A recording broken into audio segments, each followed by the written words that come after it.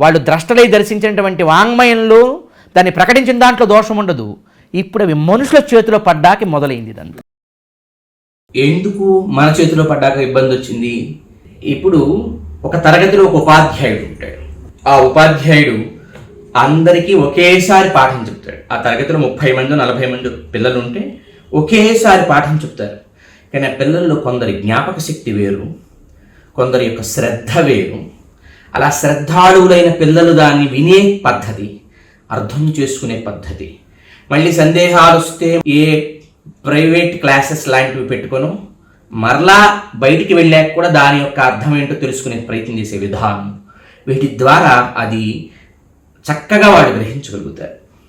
ఆ చెప్పేప్పుడు గురువుగారు చెప్పేప్పుడే శ్రద్ధగా వినని వాడికి సందేహాలు కూడా రావు. సందేహాలు రానప్పుడు వాడు ఎవరిని మళ్ళీ వెళ్ళి చెక్ చేసే ప్రశ్నే లేదు.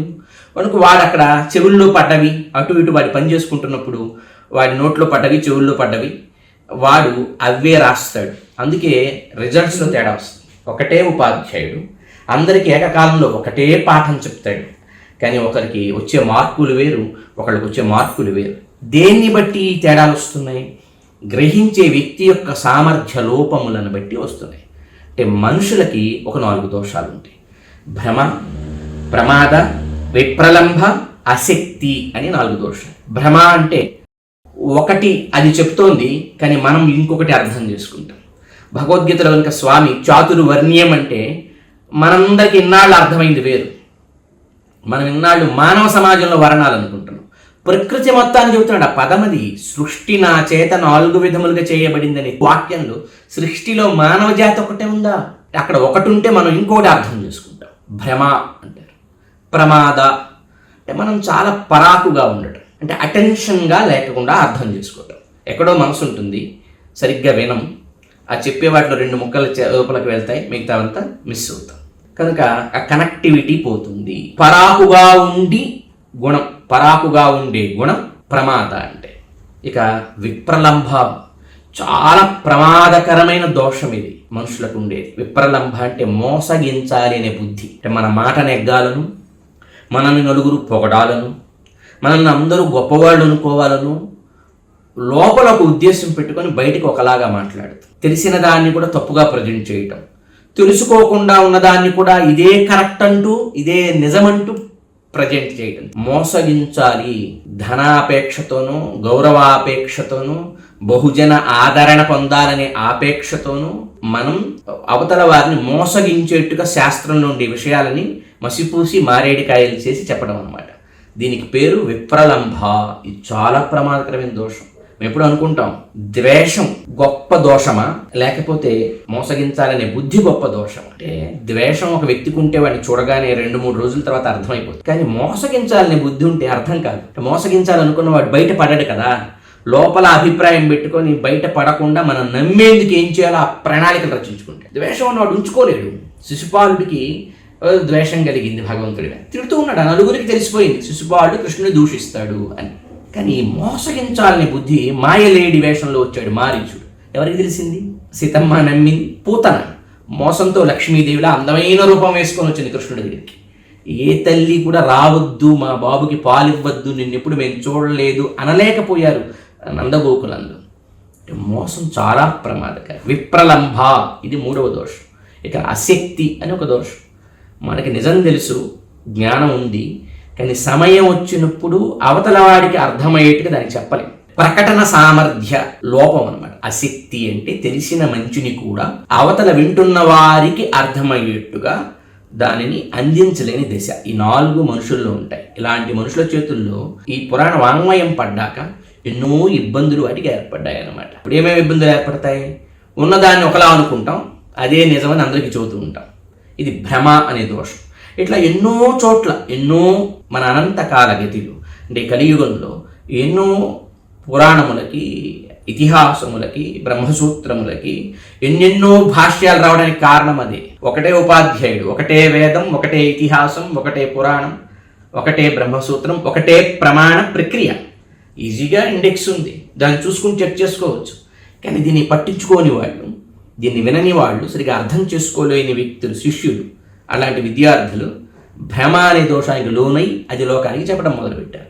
బోలెడు రకాల పుస్తకాలు, బోలెడు రకాల కామెంటరీస్ వచ్చాయి. ఇక ఆ తర్వాత పరాకుగా ఉండి గ్రహించడం.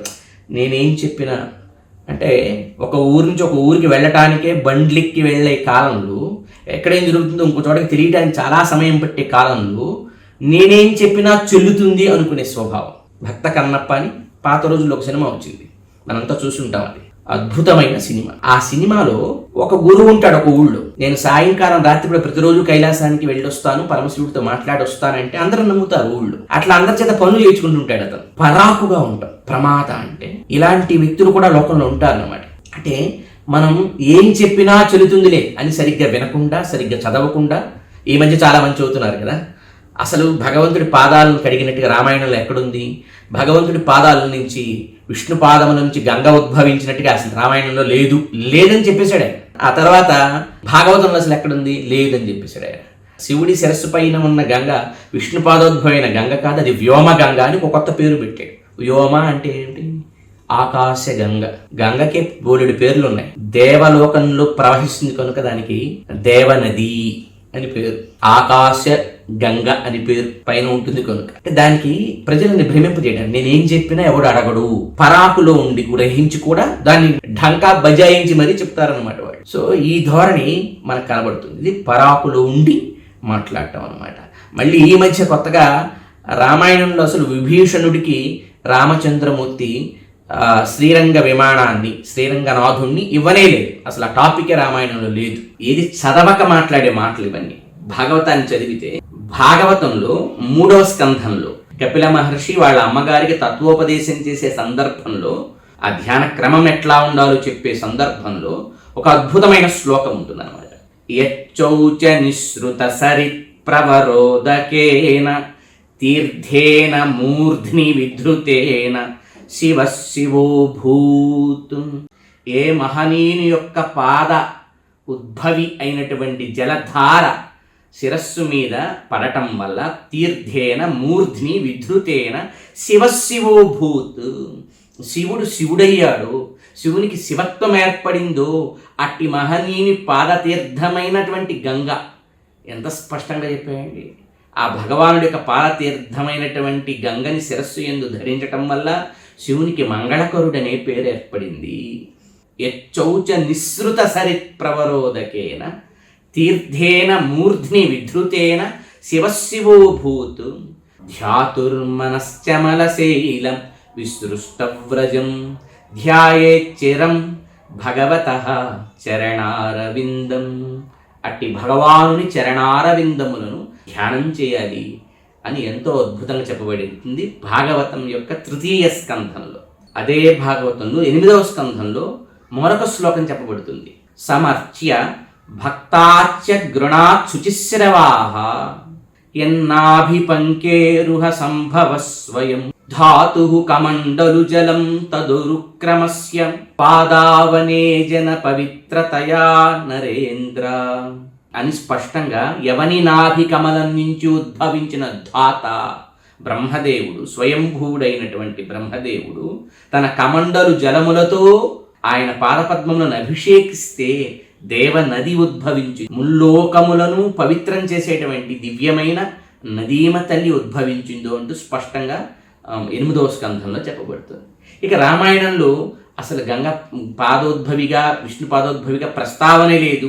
తెలుసుకోవాల్సిన అంశం ఏమిటంటే, శ్రీమద్ రామాయణంలో అయోధ్యాకాండలోని 50వ సర్గలో చాలా స్పష్టంగా ఈ విషయాన్ని తెలియజేస్తుంది. విష్ణుపాదచ్యుతాం దివ్యాం అపాపాం పాపనాశినీం. విష్ణు యొక్క పాదపద్మముల నుంచి చ్యుతాం జారినది, జాలువారినది, అపాపాం తనకంటూ ఏ పాపములు లేవు, పాపనాశినీం తాను మాత్రం సకల పాపములను పోగొట్టగలుగుతుంది, దివ్యాం అది దివ్యమైనది, తాం శంకర జటాజూటాత్ భ్రష్టాం సాగర తేజస. అట్టి ఆ దివ్యమైనటువంటి విష్ణుపాదోద్భవి, విష్ణుపాదచ్యుత అయినటువంటి పాపనాశిని అయినటువంటి గంగమ్మ శంకర జటాజూటముల యందు భ్రష్టాం, ఆ శంకర జటాజూటముల యందు తాను దుమికినది అంటూ స్పష్టంగా శ్రీమద్ రామాయణంలో, వాల్మీకి రామాయణంలో అయోధ్యకాండలో చెప్పబడింది. కనుక ఇవేమి చదవకుండానే, ఇవేమి వినకుండానే, తెలియకుండానే అవి లేవని అనటం, ఆ సందర్భంలో ఏం చూస్తే అది మాట్లాడటం, వినేవాడికి ఏమీ తెలియదు కాబట్టి మనకు తెలిసిందే గొప్పదవుతుంది, ఏమీ లేని చోట ఆముదు వృక్షమే మహావృక్షం ఎలా అవుతుందో అనే విధంగా అంతటి విశ్వాసంతో, కాన్ఫిడెన్స్తో ఈ విప్రలంభని పరాగ్గా ఉండి కూడా మమ్మల్ని ఎవరు ప్రశ్నించినటువంటి స్వభావాన్ని, తాము భ్రమపడినదే నిజమవుతుందేమో అనేటువంటి స్వభావాన్ని ఈ ముక్కోణములలో చూపించే ప్రయత్నం సమాజంలో చాలా విస్తృతంగా ఎప్పుడు అన్ని కాలాల్లో జరుగుతూనే ఉంటుంది. ఇలాంటి పరాకులు మనం చదవం, మనం ఎక్కడా వినం, పరిశోధన చెయ్యం, కానీ చాలా స్ట్రాంగ్గా, కాన్ఫిడెంట్గా అందులో అది లేదు, ఇందులో ఇది లేదని మనం బయట మాట్లాడేస్తాం. ఎందుకంటే ఆ మాత్రం కూడా బయట వినేవాడు చదవడు కదా. ఇది పరాకుతో మాట్లాడే ప్రమాదం మనుషుల్లో ఉంటుంది. ఇక మూడవది, ఇది చాలా భయంకరమైంది, చాలా భయంకరమైంది. మన చేతికి కడియం ఉంటే చూసేప్పుడల్లా కనిపిస్తుంది, కంటికి కనిపిస్తుంది, పెద్ద కష్టపడక్కర్లా. ముంజేతి కంకణం ద్వేషం. ద్వేషం ఉంటే కనిపిస్తుంది, కానీ కపటం లోపల కనపడదు. ఏదో వచశ్చందన శీతలం, ముఖం పద్మదళాకారం, హృత్కర్తరీ సమం అని చెప్తారు పెద్దలు. ముఖం పద్మంలా ఉంటుంది, వచస్సు మాట చందనం పూసినట్టుంటుంది, హృదయం కత్తితో సమానంగా ఉంటుంది. చాలా పేర్లు పెట్టారు. గోముఖ వ్యాఘ్రం, పులి ఆవు తొడుగేసుకుంటే, ఆవు ముఖం వేసుకుంటే ఎట్లా ఉంటుందో విప్రలంభ అనే మూడవ దోషం, అవతల వారిని మోసగించాలని దోషం అట్లా ఉంటుంది. పయోముఖ విషకుంభం, పైకి పాలలాగా అమృత కలశంలా ఉంటుంది, లోపలంతా విషం కలిసి ఉంటుంది. ఇట్లాంటి పదాలు ఈ విప్రలంభ అనే దోషాన్ని చూసి వచ్చాయన్నమాట. అంటే తనని అందరూ పొగడాలి, తను గొప్ప సంప్రదాయాలకో లేకపోతే వేదానికో తనే ప్రతినిధి, తనన్నిటి కలుపుకొని వెళ్తున్నాడు, మిగతా వాళ్ళు ద్వేషంతో ఉన్నారు, తను మాత్రం అందరివాడు, అందరి బంధువయ్య భద్రాద్రి రామయ్య అన్నట్టుగా తను అందరివాడు, ఇలా అనిపించుకోవాలనుకుంటున్నాడు. వాళ్ళ లోపల లేదది, హృదయంలో భావం వేరుది, విప్రలంభ. ఇలాంటి వాళ్ళ వల్ల మన వాంగ్మయానికి జరిగిన నష్టం అంతా ఇంత కాదు, అసలు గుర్తించలేదు. ఇలాంటి వాళ్ళే ద్వేషాలు అంటగడుతున్నారు చాలామంది. నిజం సత్యం చెప్పిన ప్రతి వారికి, అన్నమయ్య చెబితే అన్నమయ్యకి, గోవిందరాజులు గారు చెబితే గోవిందరాజుల వారికి, రామదాసు గారు చెబితే రామదాసు గారికి, ఏ కాలంలో ఉన్న ఎంతటి మహానుభావులైనా వేదంలో ఇది ఉంది, ఇతిహాసంలో ఇది ఉంది, పురాణ వాంగ్మయ సారం ఇది, ప్రమాణ ప్రక్రియ ఇది, దీన్ని ఎట్లా గ్రహించాలయ్యా అని చెబితే చాలు, వాళ్ళకి ద్వేషం అంటకట్టేసి ఒక చీటీ రాసి స్టాంప్ వేసేస్తారు. ఇప్పుడు కూడా చాలామంది బోల్డ్ మంది పెయిడ్ ఆర్మీలాగా వీటికి కామెంట్లు పెట్టడానికి సిద్ధంగా ఉంటారు. ఏం చదవరు, ఒక్కడికి భగవద్గీతలో 10 శ్లోకాలు రావు, కామెంట్ మాత్రం పెట్టేస్తాడు. ఒక్కడికి చెప్పిన విషయాన్ని కాసేపు ఇంట్లో కూర్చొని పలక మీద రాసుకొని ఏం చెప్తున్నారో గుర్తించే ఓపిక, తీరిక, అంత బ్రెయిన్ కూడా, అంత బుర్ర కూడా ఉండదు. ఫండమెంటల్గా గుడ్డిగా కామెంట్ పెట్టేస్తారు.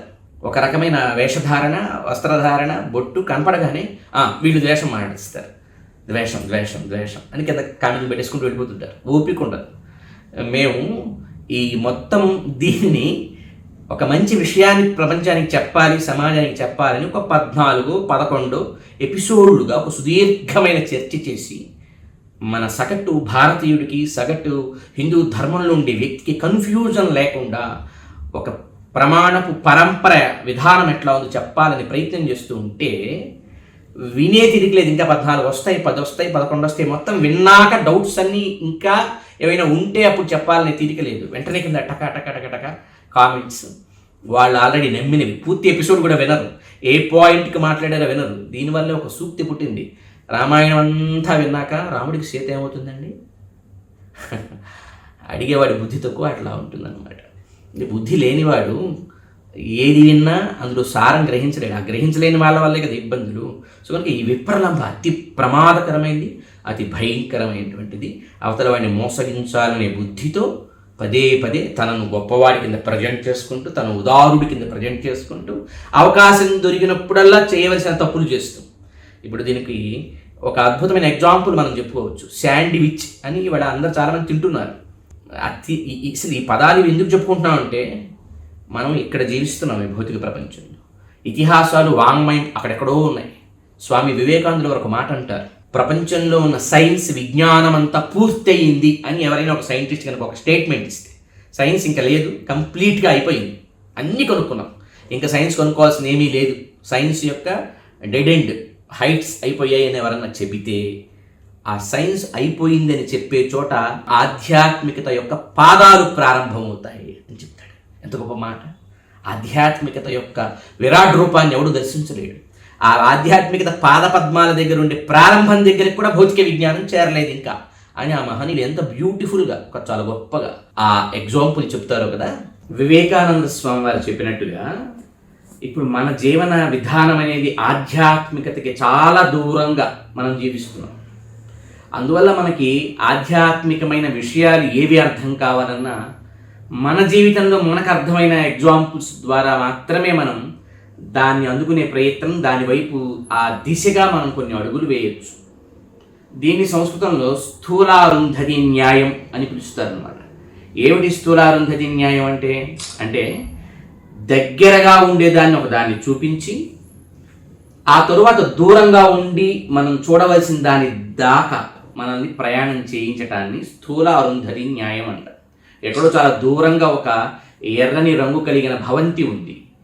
ఆ భవంతిని మనకు చూపించాలి అనుకున్నప్పుడు మనకి దగ్గరగా ఉన్న ఒక భవంతిని చూపించి, ఇదిగో ఇక్కడ ఒక పసుపు రంగు భవంతి కనబడుతుంది, దాని ప్రక్కకి చూడు కొంచెం, అక్కడ ఒక తెల్లని రంగు భవంతి ఉంది, దానికి ప్రక్కన ఒక ఎర్రని భవంతి ఉందే అని చూపించే ప్రయత్నం అన్నమాట. అంటే దగ్గరగా ఉన్న దాని ద్వారా మన కంటిని, మన దృష్టిని మొదలు పెట్టించి అక్కడి నుంచి దూరంగా ఉన్న దాని దాకా, అంటే చెప్పవలసిన, చేరవలసిన లక్ష్యం దాకా మనల్ని చేర్చేదేదో దానికి, ఈ విధానానికి స్థూల అరుంధతి న్యాయం అని పిలుస్తారన్నమాట. అలా మనకు అర్థమయ్యే ఎగ్జాంపుల్తో చెప్పుకోదలుచుకుంటే శాండ్విచ్ అని మనం ఇందాక మొదలు పెట్టాం. ఏమిటి శాండ్విచ్? పైన కింద 2 లేయర్స్ ఉంటాయి. లోపల ఏదో కూరతారు, లోపల ఏదో కుక్కుతారు. అయితే పైన కింద ఉండే లేయర్స్ కంటికి కనపడతాయి, లోపల ఏం కుక్కారు, ఏం కూరారు మనకు అర్థం కాదు. పైనుండే వాటిని చూసి దాన్ని తినటం మొదలు పెడతాం. ఎలాగో ఈ చాలామంది ప్రవచనకారులు ఏం చేస్తున్నారంటే రామాయణ ప్రవచనములు, మహాభారత ప్రవచనములు, భాగవత ప్రవచనములని శాండ్విచ్ లాగా పైన కింద పెడతారు. ఓ 2 సార్లు రాముని పొగుడుతారు, ఓ 2 సార్లు వెనక ముందు, పై లేయర్ కింద లేయర్ రాముడి గొప్పతనం చెప్తున్నట్టే ఉంటుంది. మనందరికీ అనిపిస్తుంది, అబ్బాయి ఎంత గొప్పవారు, అసలు వీళ్ళు లేకపోతే ఈ సనాతన ధర్మం ఏమైపోతుంది. కృష్ణుడు గోవర్ధన పర్వతాన్ని చిటికిన వేలి మీద నిలబెట్టినట్టు వీళ్ళ అరకొర పాండిత్యంతో, అరకొర జ్ఞానాలతోనే మొత్తం ఆధ్యాత్మికతని, అసలు హిందూ ధర్మాన్ని కాపాడుతున్నారని వీళ్ళకు ఒక పెద్ద ఫ్యాన్ బేస్డ్ సమాజం అంతా తయారవుతుంది అనమాట. నిజానికి వీళ్ళు చేస్తున్న పని ఏంటి? శాండ్విచ్లో పైన కింద లేయర్స్ 2 పెట్టి లోపలే వాళ్ళ నచ్చింది ఎలా కూరతారో, పైన కింద 2 సార్లు రాముని పోగినట్టు, భగవంతుడిని పోగినట్టు మాట్లాడతారు. లోపలంతా అప్రామాణికమైనటువంటి అన్పాలిష్డ్ కంటెంట్ని లోపల కోరతారు, కుక్కుతారు. దాంట్లో బ్రహ్మహత్యలు చెప్తారు భగవంతుడికి, ఆయనకి రాని పాపాలు అంటగడతారు, రకరకాలుగా వీటిని వక్రీకరిస్తారు. మనం లోపల వాళ్ళు ఏం మాట్లాడుతున్నా ఇంకా పట్టించుకో. ఆల్రెడీ మనం ఒక ట్యాగ్ లైన్స్తో పైన కింద చూసాం కదా, వీళ్ళు ఎప్పుడు రాముడి గురించి చెప్తారు, రామాయణం చెప్తారు, భారతం చెప్తారు, భాగవతం చెప్తారు, అన్నీ చెప్పేస్తారు, వీళ్ళకి ఏమీ ద్వేషం లేదు అంటాం మనం. కానీ వాళ్ళు చెప్పే అంశాల్లో కనీస జ్ఞానం కూడా మనకు లేకపోవటం వల్ల లోపల ఏం కుక్కి కూరే ప్రయత్నం వాళ్ళు చేస్తున్నారో మనం తెలుసుకోలేం. దీన్నే విప్రలంభ అంటారు. అతి ప్రమాదకరమైన, మోసం పోతున్న వాడికి కూడా అది మోసపోతున్నామని తెలియనట్టుగా, మోసం చేసేవాడికి మాత్రమే అర్థమయ్యేట్టుగా జరిగేటువంటి ఒక పెద్ద ప్రమాదకరమైనటువంటి దోషం ఈ విప్రలంభ అనేది. ఇక 4వది పాపం.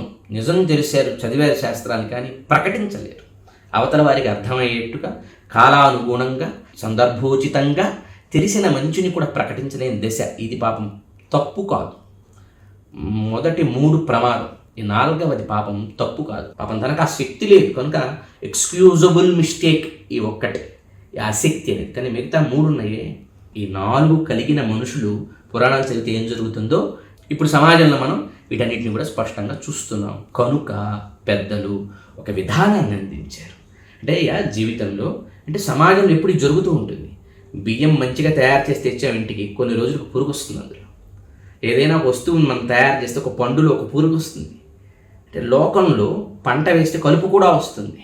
లోకంలో ఒక మంచి వస్తువుతో పాటు దాన్ని పాడు చేసే వస్తువు కూడా పుడుతుంది. ఇది లోక సహజం, కాలం యొక్క, ప్రపంచం యొక్క సహజ ధర్మం ఇది. కనుక అయితే అలా వచ్చినప్పుడు తూర్పార పడతాంగా, బియ్యంలో పొట్టు, బియ్యంలో మట్టి, బియ్యంలో పురుగు వస్తే వాటిని తూర్పారబట్టి ఏరిపారేసి బియ్యంగా డిఫైన్ చేసి దాన్ని పక్కకి వివేకంతో విచక్షణతో తీసి మనం స్వీకరిస్తున్నాం కదా. పండులో కొంత భాగం కుళితే దాన్ని కట్ చేసి తీసేసి మంచి భాగాన్ని స్వీకరిస్తున్నాం కదా. విసర్జించవలసిన వాటిని తీసివేసి స్వీకరించవలసిన వాటిని స్వీకరిస్తున్నాం కదా. ఇది తప్పెందుకు అవుతుంది?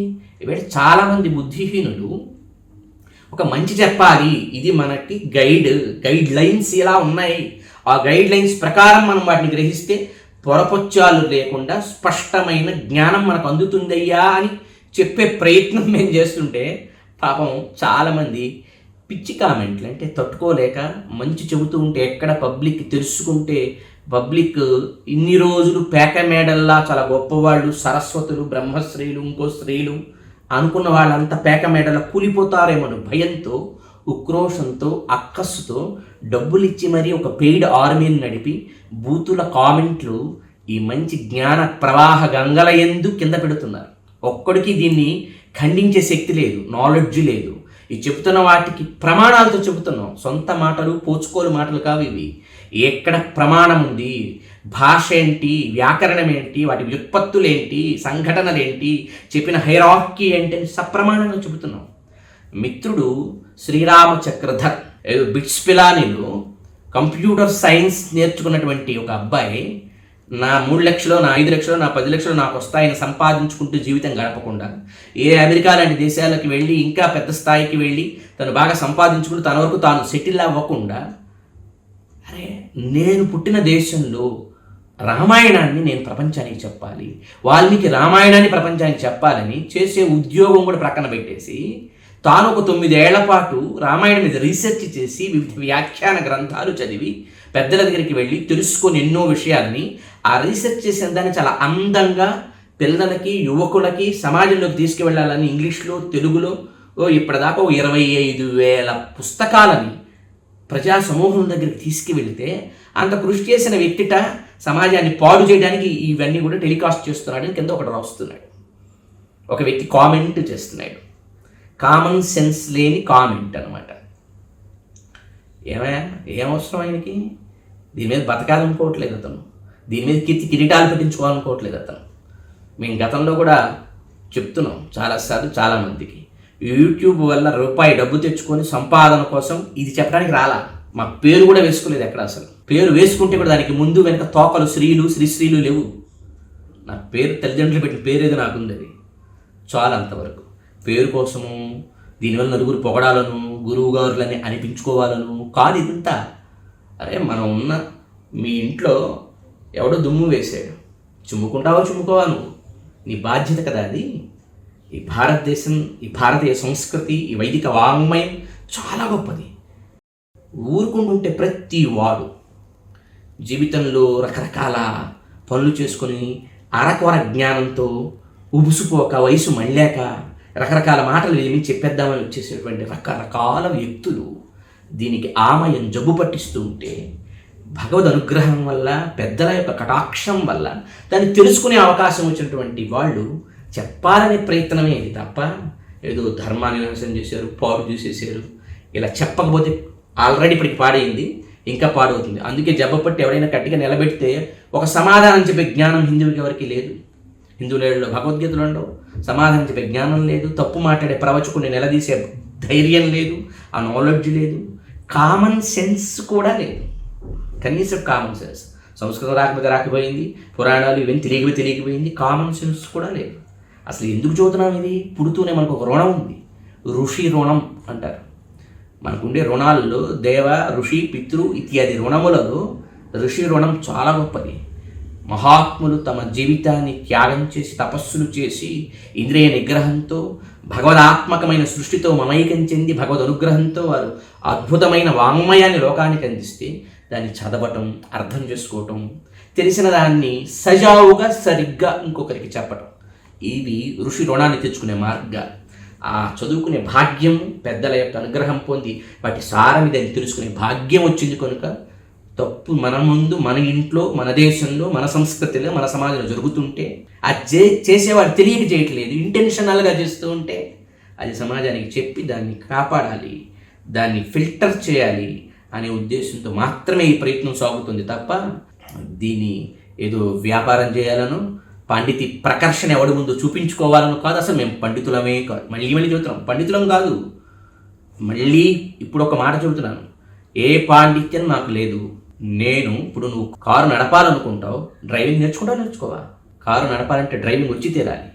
భారతదేశంలో నేను భారతీయ సనాతన ధర్మానికి చెందిన వ్యక్తిని అని చెప్పాలంటే కనీసం ప్రాథమిక విద్యాభ్యాసం మన సంస్కృతి గురించి మనకు ఉండాలి. నాకుంది కేవలం ప్రాథమిక విద్యాభ్యాసమే. నా ప్రాథమిక విద్యాభ్యాసమే ఈవేళ వీళ్ళు ఎన్ని తప్పులు చేస్తున్నారు నిరూపించగలుగుతుంటే, పుట్టిన దగ్గర నుంచి షట్శాస్త్రములను అధ్యయనం చేసి చక్కటి వేదాంగములను అధ్యయనం చేసిన మహానుభావుల భాస్కర దీప్తి ముందు మిణిగురు పురుగులవుతారు వీళ్ళంతా కూడా, ఈ చెబుతున్నటువంటి వాళ్ళంతా. సో గుర్తించండి మిత్రులారా, గుర్తించండి భారతీయులారా, గుర్తించండి హిందూ సమాజమా.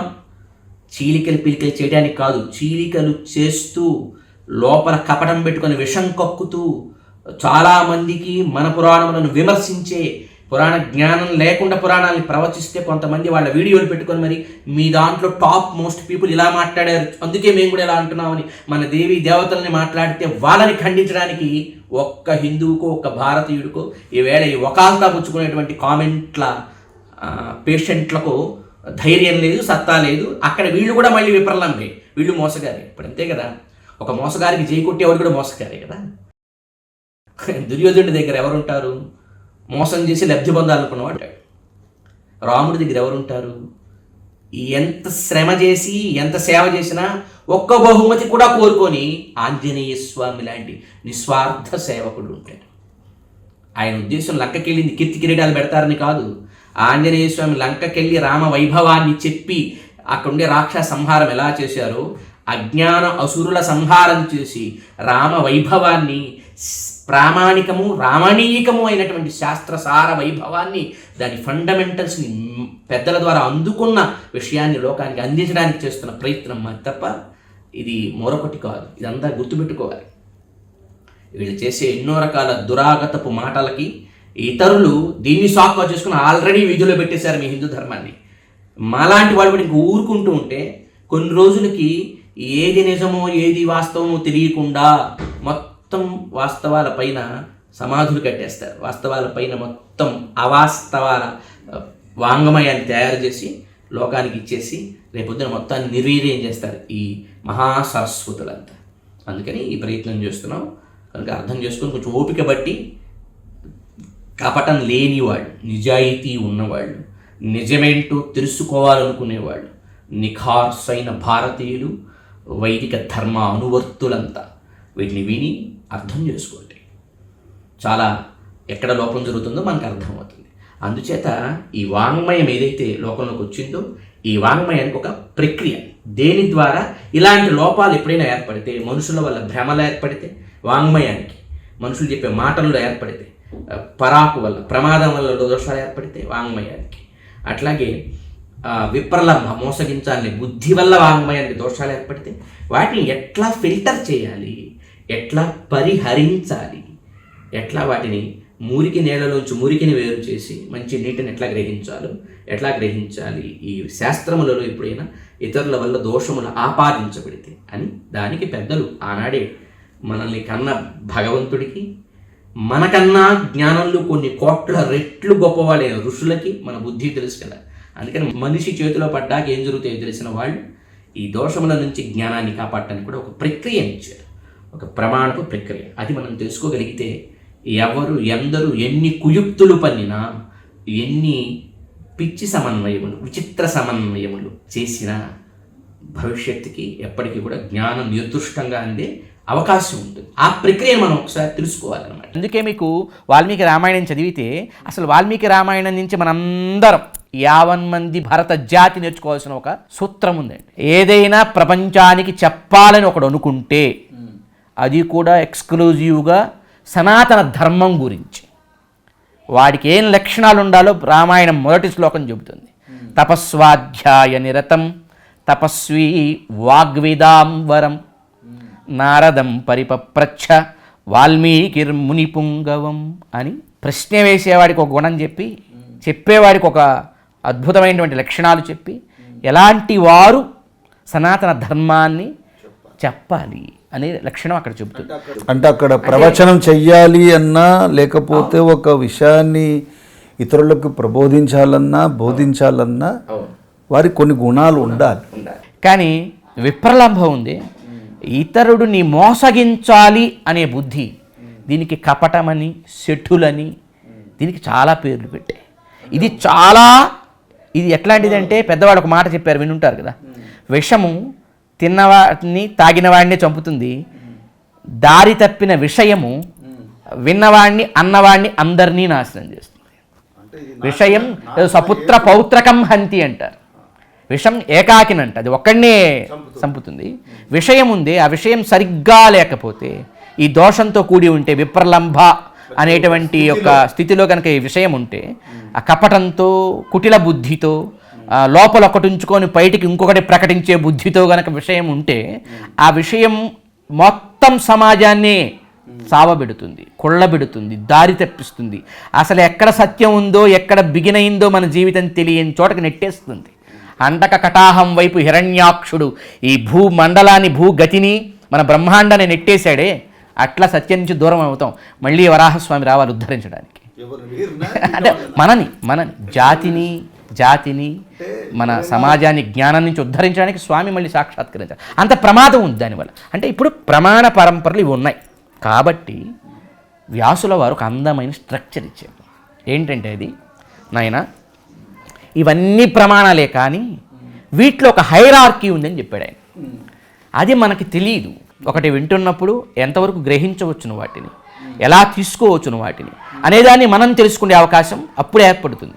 ఏంటి హైరార్కీ, మనకు అర్థం అవ్వాలి అన్నప్పుడు, ఈ హైరార్కీని తీసుకోవాలనుకుంటున్నప్పుడు మొట్టమొదటిది శృతికి విరుద్ధం కానప్పుడు, అంటే వేదానికి విరుద్ధం కానప్పుడు స్మృతి ప్రమాణము. స్మృతిని అక్కడ తీసుకుంటా. విరుద్ధం కానప్పుడు వేదంలో ఒకలా ఉండి స్మృతులలో ఒకలా అది నిజానికైతే ఉండే అవకాశం లేదు. కానీ ఏదైనా మానవ తప్పిదాల వల్ల, అంటే మానవ తప్పిదాలు అంటే ఎట్లా ఉంటాయంటే, ఒక చిన్న ఎగ్జాంపుల్ ఒకటి చెప్తాను. కొన్ని సంవత్సరాల క్రితం ఒక ఊర్లో ఒక వ్యక్తిని నేను కలవడానికి వెళ్ళాను. ఆ వెళ్ళిన సందర్భంలో అతన్ని కొంతమంది గ్రామస్తులు వాళ్ళ ఊళ్ళో ఉండే గుడి దగ్గరికి తీసుకువెళ్ళారు. ఆ గుడి తిరిగి పునరుద్ధరణ చేయాలని వాళ్ళు అనుకుంటున్నారు. గుడి ఆల్మోస్ట్ శిథిలావస్థలో ఉంది. ఈ తీసుకెళ్ళిన వ్యక్తి చూడటానికి వేషము, అతని ఆహార్యము గొప్ప పండితుడు లాంటి ఒక గెటప్లో ఉంది. ప్రజలు వెళ్ళారు, తీసుకెళ్ళి అయ్యగారు ఇక్కడ ఇది ఇలా ఉండాలా అలా ఉండాలని అడుగుతున్నారు ఆయన. నేను ప్రక్కనే నిలబడి ఉన్నాను. నాకు వేరే ఒక కార్యం ఆయనతో ఉండి వెళ్ళాను అక్కడికి. సరిగ్గా ఆ సమయంలో ఆయన కలవవలసి వచ్చింది. అక్కడ ఆయన మాట్లాడుతూ ఇక్కడ ఇది ఉండవచ్చు, తస్య యస్య నష్టే నష్టి ఖండంలో ఉంది అన్నాడు వాళ్ళతో. అది సంస్కృతం కాదు, తప్పులు అవి మొత్తం. నోటికి ఏదొస్తే అది ఒకటి, కొద్దో గొప్ప పూజలు పునస్కారాలు చేయటంలో వచ్చిన 4 సంస్కృత పదాలు పెట్టి వాటితో అతను ఒకటి చెప్పి ఇది ఖండంలో ఉంది, ఇది చేయొచ్చు అని చెప్పాడు వాళ్ళు. అలాగే అయ్యగారు అన్నారు. నాకు చాలా ఆశ్చర్యం వేసింది.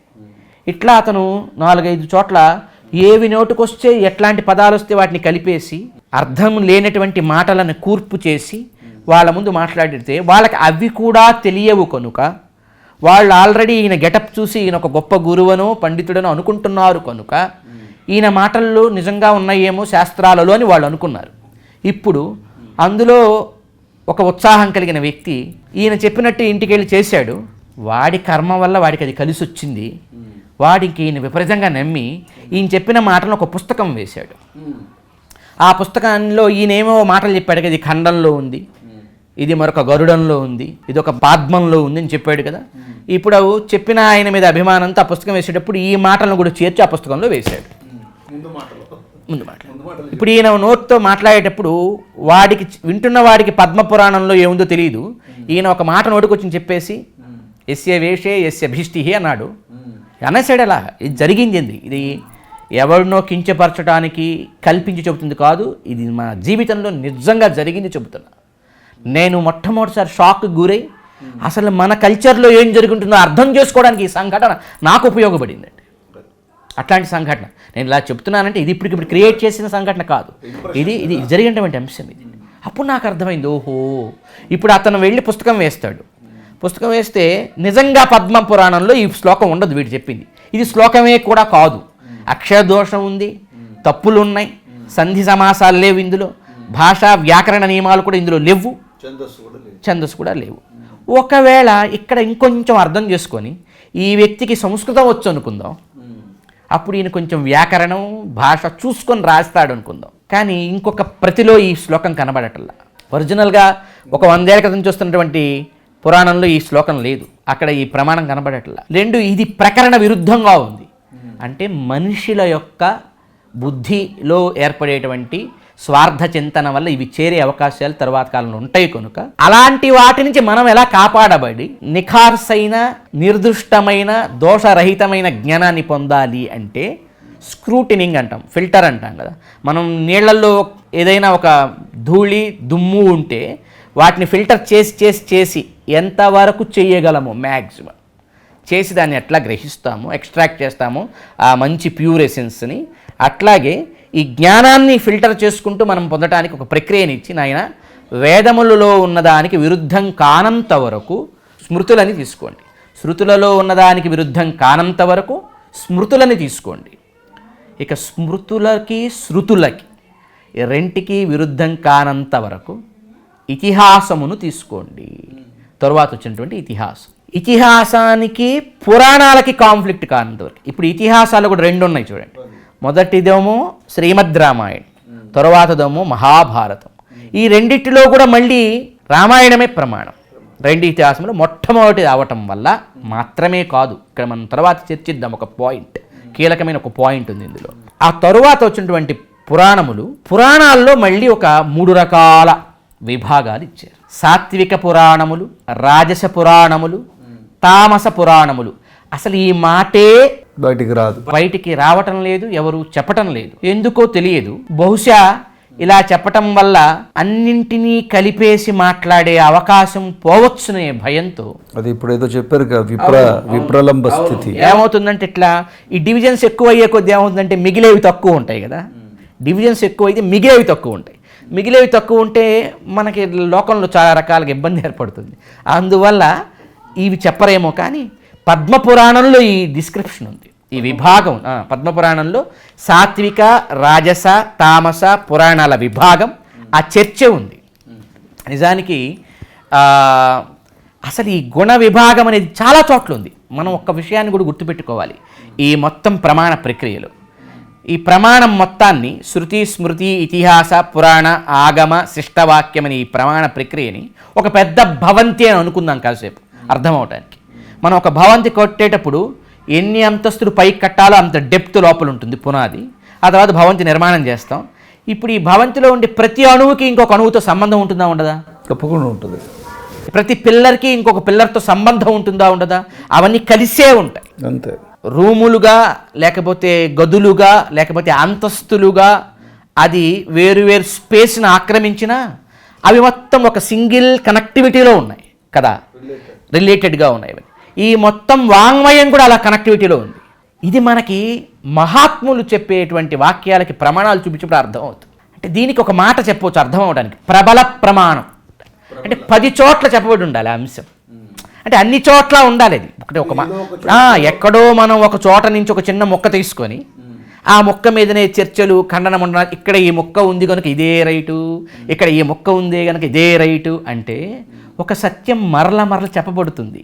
ఇప్పుడు ఒక ప్యాట్రన్ అంటాం కదా, మన ఇంటిని కట్టేటప్పుడు ఒక ప్యాట్రన్ని మెయింటైన్ చేస్తాం. ఒక ఇంజనీరు ఒక టేస్ట్ ఉండి ఏదో ఇల్లు కట్టుకునే వాళ్ళని పక్కన పెడితే ఒక బాగా ఆర్థిక స్తోమత బాగా ఉండి మంచి క్రియేటివ్ కాన్సెప్చువల్ మైండ్ ఉంది, మంచి ఇంజనీర్స్ని అతను పెట్టుకొని అతను గనక ఇల్లు కడితే ఆ ఇల్లు ఎలా ఉంటుందండి?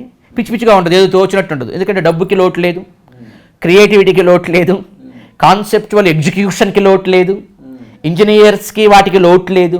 He want anything he can bring anywhere from the world కదా. వాడికి ఏ వస్తువు కావాలని ఎక్కడి నుంచైనా పట్టుకొచ్చి దాన్ని పెట్టి వాడు కట్టేస్తాడు దాన్ని. నేను రీసెంట్గా ఒక హౌస్ చూశాను, వాళ్ళకి ఒక పర్టికల్ ఒక వుడ్ కావాల్సి వచ్చింది. ఆ వుడ్ ఎక్కడ ఆస్ట్రేలియా దొరుకుతుంటే అక్కడిని తెప్పించారు అంత ఖర్చు పెట్టి. అంటే కాంప్రమైజ్ అక్కడ ఉండదు కదా. ఇది లోకంలో మనం చూస్తున్నాం కదా. మరి లోకంలోనే చూస్తున్నప్పుడు మహాతపశ్శక్తి సంపన్నులు ద్రష్టలు అయినటువంటి మహర్షులు రాసినటువంటి వాంగ్మయం కదా స్మృతులంటే. వాళ్ళు రాసినటువంటి వాంగ్మయం కదా ఇతిహాసాలంటే. వాళ్ళ ద్వారా అందినటువంటి వాంగ్మయం కదా పురాణములంటే. వీళ్ళ ద్వారా అందిన వాంగ్మయమే కదా మనకి ఆగమములంటే. ఇలాంటి ఋషితుల్యులై వీళ్ళని ఉపాసించి ఇన్నిటిని గ్రహించినటువంటి మహాభక్తుల వల్ల అందిన వాంగ్మయమేగా అది కూడా చివరిలో వచ్చినటువంటి మన శిష్టవాక్యం అనేటువంటి మాట అంటే. మరి వీటిల్లో కూడా ఒక ప్యాటర్న్ ఉంటుంది, ఇది మర్చిపోవద్దు. సో అక్కడ దొరికిపోతారా? ఇప్పుడు మీకు చిన్న ఎగ్జాంపుల్ చెప్తా.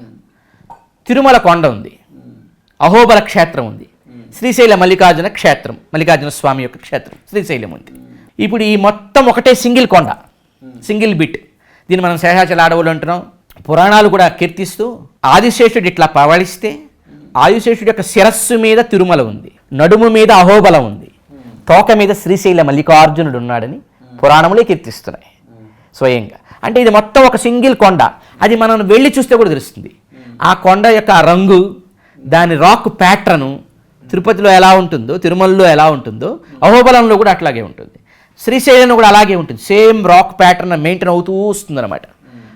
అంటే నేను అంటుంది ఒక సింగిల్ ఏకత్వ రూపంలో ఉన్నటువంటి వాంగ్మయం కూడా ఎందరు మహాత్ముల చేత, ఋషుల చేత, దేవతల చేత, భగవంతుడి చేత ఆవిష్కృతమైన ఈ వాంగ్మయంలో కూడా ఒక చోట దానికి విరుద్ధం ఉండే అవకాశం లేదు. నిజంగా మాట్లాడి అంతా ఏకరూపంలో ఉంటుంది. రెండు, ఒక చోట వచ్చిన అంశం మరి ఇంకో చోట వస్తుంది, ఇంకో విధంగా రావచ్చు, కానీ మూలఘాతం అయ్యేటి రాదు. అది మూలం ఉంటుంది కానీ ఒక ఫండమెంటల్ అది పోయేటి రాదు.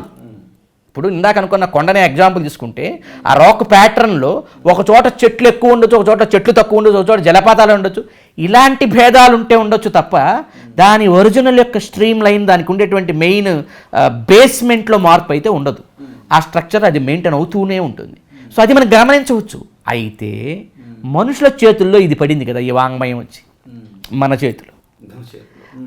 మన చేతిలో పడ్డాక. ఋషి మంత్రద్రష్టారో అంటే వాడు మానవ ఎమోషన్స్ని జయించి, ఒక మనిషి తనలో ఉండేటువంటి ఇంద్రియ లోభాలని, ఏదో ఇంద్రియ వ్యామోహాలని, అరిషడ్ వర్గాలని, కామక్రోధ లోభ మద మోహ మాత్సర్యాలని జయించి విశ్వ కళ్యాణమే కాంక్ష అనుకునే దశకి చేరి స్వపర భేదం వదిలేసి ఉదార చరితానంత అంటారు కదా, వసుధైవక కుటుంబం అని, ఆ స్థాయికి చేరిన తరువాత వాళ్ళు ద్రష్టలై దర్శించినటువంటి వాంగ్మయంలో దాన్ని ప్రకటించిన దాంట్లో దోషం ఉండదు. ఇప్పుడు అవి మనుషుల చేతిలో పడ్డాకి మొదలైంది ఇదంతా. అయితే ఇలా జరిగే అవకాశం ఉంటుందని మహర్షులకు తెలుసు కదా, వ్యాసాది ఋషులకి. అందుకని వారు ఒక పద్ధతి పెట్టి, అంటే there is no scope for tampering. Right 100% కాపాడాలి మనిషి నుంచి, మానవ సమాజం నుంచి విపరీత వ్యాఖ్యానాలు చేసే వ్యక్తులు రావచ్చు ప్రపంచంలో, కపట బుద్ధితో విప్రలంభ అనే గుణం పెట్టుకొని ప్రకటించే వ్యక్తులు రావచ్చు, తెలిసింది కూడా ప్రకటించలేని అశక్తులు రావచ్చు, భ్రమపడేవాళ్ళు రావచ్చు, ప్రమాద బుద్ధితో దీన్ని ప్రవచించేవాళ్ళు రావచ్చు. కనుక భ్రమ, ప్రమాద, విప్రలంభ, అశక్తి అనేటువంటి ఈ చతుర్విధ దోషాలు కలిగిన మానవ సమాజం చేతిలో ఈ వాంగ్మయం పౌరుషయ వాంగ్మయం అంతా పడి ఇది మళ్ళీ మొత్తం కలగాపురగమైపోయి ప్రజలకి సరైన మార్గోపదేశం చేయని రోజు ఒకటి రావచ్చు, రాకూడదు అని ముందుగానే భూత భవిష్యత్ వర్తమానములను చూడగలిగిన వాళ్ళు కదా వ్యాస భగవానుడన్నా వాల్మీకి భగవానుడన్నా. వీళ్ళు ఒక ప్రక్రియని మనకు అందించారు. ఈ పురాణములను 3 రకాలుగా మళ్ళీ వ్యాస భగవానుడు వారు విభజించారు, సత్వ రజస్ తమస్. దీనికి కారణం పాపం కొంతమందికి తెలియక, వాల్మీకి భగవానుడు మీకు ప్రమాణం అయితే వ్యాస భగవానుడు మాకు ప్రమాణం అని కొంతమంది పాపం కాన్ఫ్లిక్ట్ ఎక్కడైనా రామాయణంలోను పురాణాల్లోనూ వస్తే అలా మాట్లాడుకుంటున్నారు. తెలియాల్సిన అంశం ఏమిటంటే వ్యాస భగవానుడి సొంత ఒపీనియన్ కాదు పురాణాలు, వ్యాస భగవానుడి యొక్క సొంత ఒపీనియన్ కావు పురాణాలు. వ్యాస భగవానుడికి పురాణాలను ఉపదేశం చేసిన బ్రహ్మదేవుడు 3 గుణాలకు లోనయ్యాడు.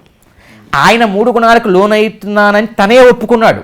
మత్స్య పురాణంలో ఆయనే చెప్పుకుంటాడు, ఒక్కొక్క గుణం నా మీద ఆవేశించినప్పుడు నేను ఆ గుణ ప్రధానమైన అంశాలని బోధించాను, వాటిని ప్రవచించాను. అవి వ్యాసుల వారు దాన్ని మొత్తం కూడా రికార్డ్ చేశాడు. అయితే ఆ రికార్డ్ చేసేటప్పుడు ఆయన యొక్క క్లారిటీ, ఈయన ఏం చెప్పాడో దాన్ని యాజిటీ చేయగలిగాడు. అదే ఆయన గొప్పతనం, వ్యాసుల వారి గొప్పతనం.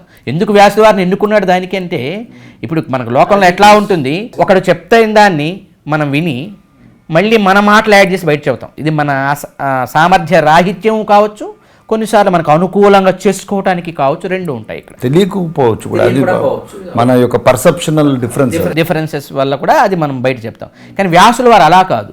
బ్రహ్మగారు ఏమైతే ప్రబోధించారో ఆయా గుణ ఉద్రిక్తులై దాన్నే ఆయన మళ్ళీ మనకు అందించారు. బ్రహ్మదేవుడు స్వయంగా ఈ మాట చెప్పాడు. ఎందుకంటే బ్రహ్మదేవుడు కూడా గుణములకు వశ్యుడవుతాడని పురాణములలో, ఇతిహాసములలో ఎన్నో సందర్భాలు కనబడతాయి. మనకి మామూలుగా భాగవతంలోనే బ్రహ్మదేవుడు కృష్ణ పరమాత్మ యొక్క లీలలను చూసి భ్రమించి, ఇతను నా తండ్రి అయితే ఉండడు, నన్ను కన్న తండ్రి ఇట్లాంటి పనులు చేయడంటూ భ్రమించి, నేను సృష్టికర్తనన్నటువంటి ఒక అజమాయిషీతో, ఒక భావంతో, ఆయన కృష్ణుణ్ణి పరీక్షించడానికా అన్నట్టుగా వచ్చి కృష్ణుడి వల్లే పరీక్షను ఎదుర్కొని చివరికి తెలుసుకొని ఆయన పశ్చాత్తప్తుడై భగవానుని ప్రార్థించి వెళ్ళినట్టుగా మనకి భాగవతంలో కనబడుతుంది. అంటే బ్రహ్మదేవుడు కూడా గుణాలకు త్రిగుణాల్లో ఉన్నాడు ఆయన కూడా. అందువల్ల ఆయన చెప్తాడు, నాయన నాకు సత్వగుణం అధికంగా ఉన్నప్పుడు కొన్ని పురాణాలు చెప్పాను నీకు. ఒక 18 పురాణాలని 3గా విభజించారు. సత్వగుణ ప్రచోదితములైన పురాణములు. బ్రహ్మగారికి సత్వగుణం ఏర్పడ్డప్పుడు, బాగా ఉద్బుద్ధంగా ఉన్నప్పుడు ఆయన చెప్పినటువంటి పురాణములు 6. ఆయనలో రజోగుణం బాగా ఉద్బుద్ధంగా ఉన్నప్పుడు ఆయన చెప్పినటువంటి పురాణములు మరొక 6. మొదటి 6 సాత్విక పురాణములు అంటారు. తరువాతి 6 రాజస పురాణములు అంటారు. ఆయన తమోగుణం ఉద్బుద్ధమైనప్పుడు ఆయన చెప్పిన మరొక 6 పురాణములు తామస పురాణములు అంటారు. ఇప్పుడు ఇందులో కూడా మళ్ళీ 3 హైరార్కీస్ పెట్టారు. అందుకే తామస పురాణముల కన్నా రాజస పురాణములు ప్రమాణము, రాజస పురాణముల కన్నా సాత్విక పురాణములు ప్రమాణములు. ఇది ఎలా అర్థం చేసుకోవాలి మనం అంటే, ఒకే బ్రహ్మదేవుడు 3 ఆవేశములు పొంది 3 పురాణములు చెబితే ఒకరే వ్రాస్తే మళ్ళీ హైరార్కీ ఎందుకు అంటే చాలా సింపుల్.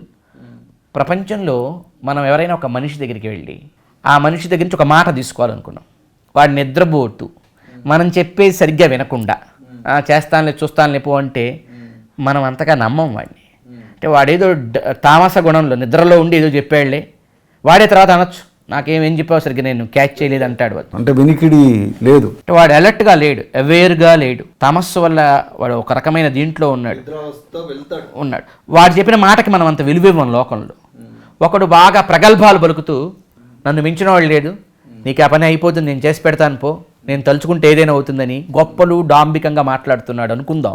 వాడి మాటని కూడా కొంచెం సందేహిస్తూ ఒకడు ప్రశాంతంగా ఉండి పూర్వాపరాలు మనం ఏం చెబుతున్నామో విని సాత్విక గుణంతో ఒకడు ఒక మాట ఇస్తే శాంత చిత్తుడై ఆ మాటకి విలువిస్తాం మనం. వీడెవడో కాస్త నమ్మదగిన విశ్వసనీయుడు అంటాం కదా, వాడి క్రెడిబిలిటీకి వాడి యొక్క అవుట్లుక్ చూస్తాం కదా మనం, వాడి పెర్ఫార్మెన్స్, వాడి యొక్క మానసిక స్థితి స్థాయి చూస్తాం కదా. సత్వగుణం అలాంటిది, రజోగుణం అలాంటిది, తమోగుణం అలాంటిది. మళ్ళీ ఈ 3 గుణాలకి భగవద్గీతలో డెఫినేషన్ ఉంది. ఇందాక మనం ఒక మాట అనుకున్నాం, మొత్తం వాంగ్మయం ఒక ప్యాటర్న్ ఉంటుందని ఎక్కడ తెలుస్తుందంటే భగవద్గీతను మనం చదివితే ఒక్కసారి. అందుకే అండి మనం ప్రతి సనాతన ధర్మానికి చెందిన వ్యక్తి గుర్తుపెట్టుకోవాల్సింది 700 శ్లోకాల భగవద్గీత మనకి రోజు నిత్య పారాయణలో ఉండాలి. ఎప్పుడైతే ఉంటుందో అది ఒక అర్థం, అదొక మనకు ఒక స్కేల్, అది దర్పణం. అది ఎందులో ఉన్న డౌట్ వస్తే ఇందులో చూడు, భగవద్గీత చూడు. భగవద్గీతకు ఒక పేరు చెప్పారండి పెద్దలు. భగవద్ రామానుజుల వారు, మన మహనీయులైనటువంటి పూర్వ ఆచార్యులు ఎంత అద్భుతంగా దాన్ని గుర్తించారంటే భగవద్గీతకి లక్షణ గ్రంథం అని పేరు పెట్టి. లక్షణ గ్రంథం. అవన్నీ క్వాలిటీస్ ఏంటో చెబుతుందండి. ఆ క్వాలిటీస్ ఎక్కడుంటాయో ఉదాహరణ గ్రంథం, మిగతా పురాణ వాంగ్మయం, ఇతిహాస వాంగ్మయం అంతా వెతుక్కోవాలి మనం. ఈ లక్షణాలకు అందులో ఉదాహరణలు ఉంటాయి. అంటే దీంతో దాన్ని కరెక్ట్ చేసుకుంటూ వెళ్ళాలి. అంటే ఇప్పుడు పర్ సపోజ్ ఆ పురాణములలో కానీ, ఇతిహాసములలో కానీ, ఆగమాల్లో కానీ ఎక్కడైనా ఒక కథని ఎవరైనా కల్పించి చేర్చి చొప్పిస్తే, ప్రలంభాని తన పని అవ్వడం కోసం నేను ఎదుర్కొన్న ఒక సంఘటన నా జీవితంలో తన నోటికి వచ్చి నువ్వు చెప్పి ఇది ఫలానా పుస్తకంలో ఉందని కల్పిస్తే, భగవద్గీతను రెఫర్ చేస్తే దీనికి అది విరుద్ధంగా ఉందంటే తీసిపడేయాలి, అది కల్పించినదని అర్థమైపోతుంది. ఎందుకంటే స్టాండర్డ్ ఇది. శ్రీమద్ భగవద్గీతాసు ఉపనిషత్సు బ్రహ్మ విద్యాయాం యోగశాస్త్రే. ఇక్కడ ఎందుకు ఇది స్టాండర్డో తెలుసా? ఏ భగవంతుడు సృష్టి ఆదిలో బ్రహ్మదేవుడికి వేదాన్ని ఉపదేశించాడో ఆ భగవానుడే మళ్ళీ ద్వాపర యుగంలో ఆ వేద ఉపనిషత్ సారభూతమైనటువంటి భగవద్గీతని ఇచ్చాడు. కనుక Bhagavad Gita credibility of the presentator. ఎవడైతే ప్రజెంట్ చేస్తున్నాడు ఆ కంటెంట్ని, వాడి క్రెడిబిలిటీ ఏంటి? సాక్షాత్ భగవానుడే. ఆయనకి 4 దోషాలు ఉండవుగా? ఉండవు అని చెక్ లిస్ట్ అయింది అది. ఇప్పుడు అంటే ఆ కంటెంట్ ట్రాన్స్ఫార్మ్ అయ్యి ఈ రేంజెస్లో వచ్చినాక కూడా మళ్ళీ చెక్ చేసుకోవడానికి భగవద్గీత ఇది ప్రస్థానత్రయంలో ఒకటి అయిపోయింది. అది పనికి వచ్చింది.